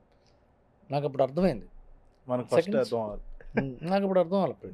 సెకండ్ సినిమా అప్పుడు నేను completely equipped with all techniques, all camera angles, sound, re recording ఇక్కడ ఉండాలి, ఇది ఇక్కడ ఉండాలి, అది అక్కడ ఉండాలి, ఎవ్రీ మైన్యూట్ డీటెయిల్ నాకు గ్రిప్ ఉంది. కానీ అప్పటికి నేను ఫ్లాప్ సినిమా తీసా కాబట్టి నేను మేము కాపాడుతాం అన్నారు అందరూ. నా వెర్షనేనండి ఫస్ట్ అనుకుంటా. సరే ఓకే, అదేదో జరుగుతుంది. ఇవన్నీ కూడా ఇప్పుడు అదే మేబీ అలా తీసుకుంటే ఇంకా పెద్ద ఫ్లాప్ అయ్యేదేమో, తెలీదు, మనకు తెలియదు సార్. మేబీ నేను చెప్పిన ఇంకా పెద్ద ఫ్లాప్ అయ్యేదేమో. అవును సార్, అవును ఇదంతా నన్ను నేను సమాధానపరుచుకుని నిద్రపోవడానికి ఉపయోగపడే స్టేట్మెంట్ తప్ప అవును సార్. మేబీ ఎవరికి తెలుసు. సార్ ఇప్పుడు మీరు ఫస్ట్ శాలరీ ఎంతో తీసుకుని ఉంటారు 500 రూపాయలు తీసుకున్నా. ఇండస్ట్రీకి వచ్చి అరే నేను సంపాదించుకుంటున్నాను రా అనేది. ఇప్పుడు ఒక హ్యూజ్ అమౌంట్ తీసుకుంటారు. ఏది బాగా సాటిస్ఫాక్షన్ అయ్యారు సార్? అప్పుడు వచ్చిన చిన్న అమౌంటా, ఇప్పుడు వచ్చిన ఈ పెద్ద అమౌంటా? అంటే ఏది అది ఉంటుంది కదా సార్ మనకి, అమ్మయ్య అన్న ఒక ఫీల్. నేను సినిమా ఇండస్ట్రీకి రాకముందు చూసిన సినిమాల్లో ఫస్ట్ జీతం రాగానే తల్లి కాళ్ళ దగ్గర పెట్టారు వాళ్ళు, తల్లి కాళ్ళ దగ్గర పెట్టామండి, తండ్రి తల దగ్గర పెట్టామండి, భార్యకి మల్లెపూలు కొని పెట్టామండి. సినిమాలు చూసుంటాం కదా సార్. అవును సార్, అవును. ఫస్ట్ శాలరీ తీసుకున్నప్పుడు ఏం చేసేది సార్, మీరు నమ్మరు, గణపతి కాంప్లెక్స్ అని ఉంటుంది ఇక్కడ. గణపతి కాంప్లెక్స్లో 1998లో ఒక హోటల్ ఉంది, టిఫిన్ హోటల్. ఆ టిఫిన్ హోటల్ ఆయన నాకు ఆకలి వేస్తుంది సార్, నా దగ్గర డబ్బులు లేవని చెప్తే ఆయనతో నేను ఒక అగ్రిమెంట్కి వచ్చా. మధ్యాహ్నం 12ంటికి ఒక ఉల్లి దోశ, అంటే అప్పటికి టిఫిన్ క్లోజ్ చేస్తా, లాస్ట్ ఉల్లి దోశ అదే నాదే. ఓకే. సాయంత్రం 8ంటికి ఇంకో ఉల్లి దోశ, ఆ తర్వాత క్లోజ్ చేస్తాడు. Only tiffin section, tiffin hotel. Okay okay sir. So మధ్యాహ్నం 12ంటికి ఉల్లి దోశ, రాత్రి 8ంటికి ఉల్లి దోశ. ఈ 2 ఉల్లి దోశలతో నేను నెల 15 రోజులు గడిపా నేను. పోసాని కృష్ణమురళి గారు నా దగ్గర ఆహా అనే సినిమాకి వర్షన్ రాయమని డైలాగ్ వర్షన్ నాకు 500 రూపాయలు ఇచ్చాడు ఫస్ట్. అంటే ఉంటే అది జీతం అనేది ఒక 500 ఇచ్చాడు, రాశాడు కదా 500 తీసుకెళ్ళి ఆయనకి ఇచ్చాను. అంతకంటే అంటే రోజుకి 20 రూపాయలు ఖర్చు పెట్టాను ఆయన దగ్గర నేను. రోజుకి 20 రూపాయలు అంటే 600 అవుతుంది కదా, 600 700 తిన్నా నేను. ముందు అప్పు తీర్చా, అది నా ఫస్ట్ శాలరీతో చేసిన పని. నేను మా అమ్మకి చీర కొనిపెట్టలా, మా చెల్లి ఈ ఊళ్ళో ఉండదు, అప్పుడే కొత్తగా పెళ్ళింది, నాకు ఉద్యోగం వచ్చింది. అలా లేదు, డ్రామా లేదు అక్కడ. ఇప్పుడు ఎలా ఉంది, రెమ్యూనరేషన్ వస్తే మనవాడికి ఫీజు కట్టేస్తే అయిపోతుంది కదా, లేకపోతే మా నెక్స్ట్ ఫ్యూచర్కి ఏదైనా సేవ్ చేసుకుంటే అవుతుందా, లేకపోతే ఇంకోటి ఏదో కొంటే అవుతుందా. సో నాకు సక్సెస్ నాకే కాదు చాలామందికి ఫస్ట్ శాలరీ లాస్ట్ శాలరీ 1 కోటి రూపాయలు, ఇవాళ నేను 2 కోట్లు తీసుకుంటున్నానా, 1 కోటి రూపాయలు తీసుకుంటున్నానా, లేకపోతే సినిమాలో షేర్ తీసుకుంటున్నానా, ఈ ఈక్వేషన్స్ ఏమీ సాటిస్ఫాక్షన్ రాదు. మనం చేసిన వర్క్ ఎవడన్నా భలే ఉందంటే మాత్రం ఆ రోజు పట్టే నిద్ర తల్లిపాలు తాగి పడుకున్నట్టు పడుకుంటాం పసిపిల్లలాగా. ఎలా సార్ అన్స్టాపబుల్ ఎలా అవుతుంది సార్? ఎంత అదొక అదృష్టం నా జీవితంలో, అది నా జీవితానికి ఐపీఎల్ అది బాగా జరుగుతుందండి. బాలకృష్ణ గారితో చేయటం ఎప్పుడు అద్భుతంగా ఉంటుంది. బాలకృష్ణ గారు ఇచ్చే ఇన్పుట్స్ కానీ, బాలకృష్ణ గారు ఇచ్చే హిస్టరియానిక్స్ కానీ, బాలకృష్ణ గారు తీసుకొచ్చే ఎనర్జీ కానీ అన్మ్యాచబుల్ అండి. పొద్దున్నే 5:30 6ంటికి వస్తాడు షూటింగ్. షూటింగ్ ఉన్న ప్రతి అంటే ఒక్కోసారి 7కి వస్తారు, ఒకసారి 5:30కి వచ్చిన రోజులు ఉన్నాయి, 9కి వచ్చిన రోజులు ఉన్నాయి, 9:30కి వచ్చిన రోజులు ఉన్నాయి. ఆయన టైమింగ్స్ బట్టి రాత్రి 7, 7:30, 8 దాకా కూడా బ్రేక్ లేకుండా షూటింగ్ చేసిన 4, 6, 7 గంటలు సెట్లోంచి బయటకు వెళ్ళకుండా నుంచున్న రోజులు, నుంచుని అంత ఎనర్జీ. నేనైతే అదేదో దివ్య శక్తి అండి, అంత లేత శక్తి రాదు. ఒక మనిషికి బలం, ఫిజికల్ బలం జ్ఞానం వల్ల కానీ అజ్ఞానం వల్ల కానీ వస్తుంది. ప్రపంచంలో నా అంత బలవంతుడు ఎవడు లేడు అనుకున్నాడు రాక్షసుడు అవుతాడు. ఎంతో నాలెడ్జ్ ఉన్నవాడు బ్యాలెన్స్డ్గా ఎవడొచ్చి కొట్టినా ఎవడొచ్చినా సరే స్థితప్రజ్ఞతతో, ఓర్పుతో, పేషెన్స్తో ఒక శక్తి ఉంటుంది చూసారా, అది దీన్ని మ్యాచ్ చేయగలిగేది. రావణాసురుడు చూడండి అంటుంటాడు, రాముడు ఇంటి సంగతులు అంటుంటాడు. అట్లా బాలకృష్ణ గారికి అంత నాలెడ్జ్ ఉండటం వల్ల చాలా బ్యాలెన్స్డ్ ఉంటాడు. చాలా అద్భుతం ఆయనతో చేయడం. నెక్స్ట్ ఇంకా ఎపిసోడ్లు అదిరిపోతాయి నెక్స్ట్ వచ్చి. అది మన యాక్చువల్గా చెప్పాలంటే మీరు అన్నట్టు ఐపీఎల్ మ్యాచ్, మన తెలుగు ఇండస్ట్రీకి ఐపీఎల్ మ్యాచ్ ఐపీఎల్ లాంటిది సార్ అది. అవును, ఈ సీజన్ అంతా చలికాలం అంతా ఐపీఎల్ అయింది. మళ్ళీ కాకపోతే ఆహా వచ్చిన తర్వాత ఏంటంటే మనకి ఎప్పుడు కావాలంటే ఇప్పుడు చూసుకోవచ్చు. పాత ఎపిసోడ్ ఒకసారి చూడొచ్చు, Correct. మళ్ళీ రివైండ్ చేసి Correct. అప్పటి చూడొచ్చు, ఇలా చూడొచ్చు. అలా అది ఒక చాలా బెనిఫిట్ సార్ మనకి. టీవీ సీరియల్ అయితే గాలిలో కలిసిపోతుంది, అరగంట అయిందో టీవీ లేదు. అవునవును. సార్ ఇప్పుడు మీది హరిశంకర్ గారిది రవితేజ గారి మధ్యలో ర్యాప్ అండ్ ఫ్రెండ్షిప్ ఎట్లా ఉంటుంది సార్? అంటే మీరు ఎంత చిల్ అవుతారు, ఎంత ఎంజాయ్ చేస్తారు, ఎంత ఫన్ ఉంటుంది? అంటే రవితేజ గారితో ఉండే ఒక మేజర్ కాన్ఫిడెంట్, నేనైనా హరీష్ అయినా ఇంకందరూ, ఇంకా మా ఫ్రెండ్స్ గ్రూప్లో చాలామంది ఉన్నారు. రవితేజ గారితో వచ్చే మేజర్ కంఫర్ట్ ఏంటంటే ఆయన హీరోగా ట్రీట్ చేయక్కర్లేదు. హీరోగా ట్రీట్ చేయక్కర్లేదు. ఆయన మనలో మనిషే, మనకంటూ పెద్దవాడు, అన్నయ్య అని పిలుస్తాం. ఇంకా మిగతావన్నీ డిబేట్ చేస్తాం, డిసగ్రీ అవుతాం, ఆర్గ్యూ చేస్తాం, అలుగుతాం. ఆయన అలుగుతాడు, కోప్పడతాడు, తిడతాడు, నవ్వుతాడు, బుద్ధిని తిడతాడు, మీరు జీవితంలో మారరు అంటాడు. మీరు ఆయన ఫుల్లీ డిసిప్లిన్డ్. ఆయన అంత డిసిప్లిన్ ఉండలేడు ఇంకోటి ఎవడు. ఆయనలో డిసిప్లిన్ ఉండాలని ఆయన డిమాండ్ చేస్తారు. ఒక్కోసారి మీరు అవ్వలేరా అని తిడతాడు. సో ఒక చిన్న పెద్దన్నయ్య సెటప్ అయింది అంతే తప్ప హీరోగా అని అవే ఉండదు. అంత చాలా నేర్చుకున్నాను ఆయన డిసిప్లిన్. 5:30 క్లాస్ రోజు ఆయన 5:30 క్లాస్ 9:30 పడుకుంటాడు. ఎవ్రీ డే 2 గంటలు జిమ్, 2 అవర్స్ చేస్తాడు. 1 అవర్ ట్రెడ్మిల్, అది ఉంటారు కార్డియో, 1 అవర్ స్ట్రెంగ్త్ ట్రైనింగ్. చాలా ఆయన వెజిటేరియన్ అయిపోయాను. డిసిప్లిన్ ఫుడ్, చాలా పర్ఫెక్ట్, చాలా టేస్టీ ఫుడ్, చాలా హెల్తీ ఫుడ్, తక్కువ వాల్యూమ్లో తింటాడు. టైమింగ్ నిద్రపోతాడు. Very family man. మాతో స్పెండ్ చేసే టైం కూడా టైమింగ్సే. ఆయన 9:30 బయలుదేరండి అబ్బాయి, నిద్ర చేస్తున్నారు. పిలిచి మేమేమో ఇప్పుడు మాకు ఆయనకు వచ్చే గొడవ ఏంటంటే, అబ్బాయి ఒక సాయంత్రం కలుద్దాం అంటే ఓకే అన్నయ్య, తొందరగా వచ్చిన అబ్బాయి, ఒక 7ంటికి 7ంటికి వచ్చేస్తాం, తొందరగా ముగించేద్దాం, 6:30 9:30 డిస్పర్స్ అయిపోతాం అంటాడు. మాకేంటి ఎక్కడి నుంచో రావాలి కదా మేము, 7 కంటే 6:30కి బయలుదేరాలి. 6:30 మిగతావన్నీ వైండప్ చేసుకుని పని ఉంది మనకి అని చెప్పి అందరితో ఏదో ఇంట్లో వాళ్ళకి ఏదో చెప్తే ఆయన దగ్గరికి వెళ్ళడం అంటే అందరికీ సూపర్ కదా. మా ఆవిడైతే ఆవిడ ఒక్కడి దగ్గరికి వెళ్ళమంటుంది ఆయన దగ్గరికి. అయితే 7:05 వస్తే హర్ట్ అయిపోతారు. ఆయన టైంకి రావాలి కదా అంటాడు.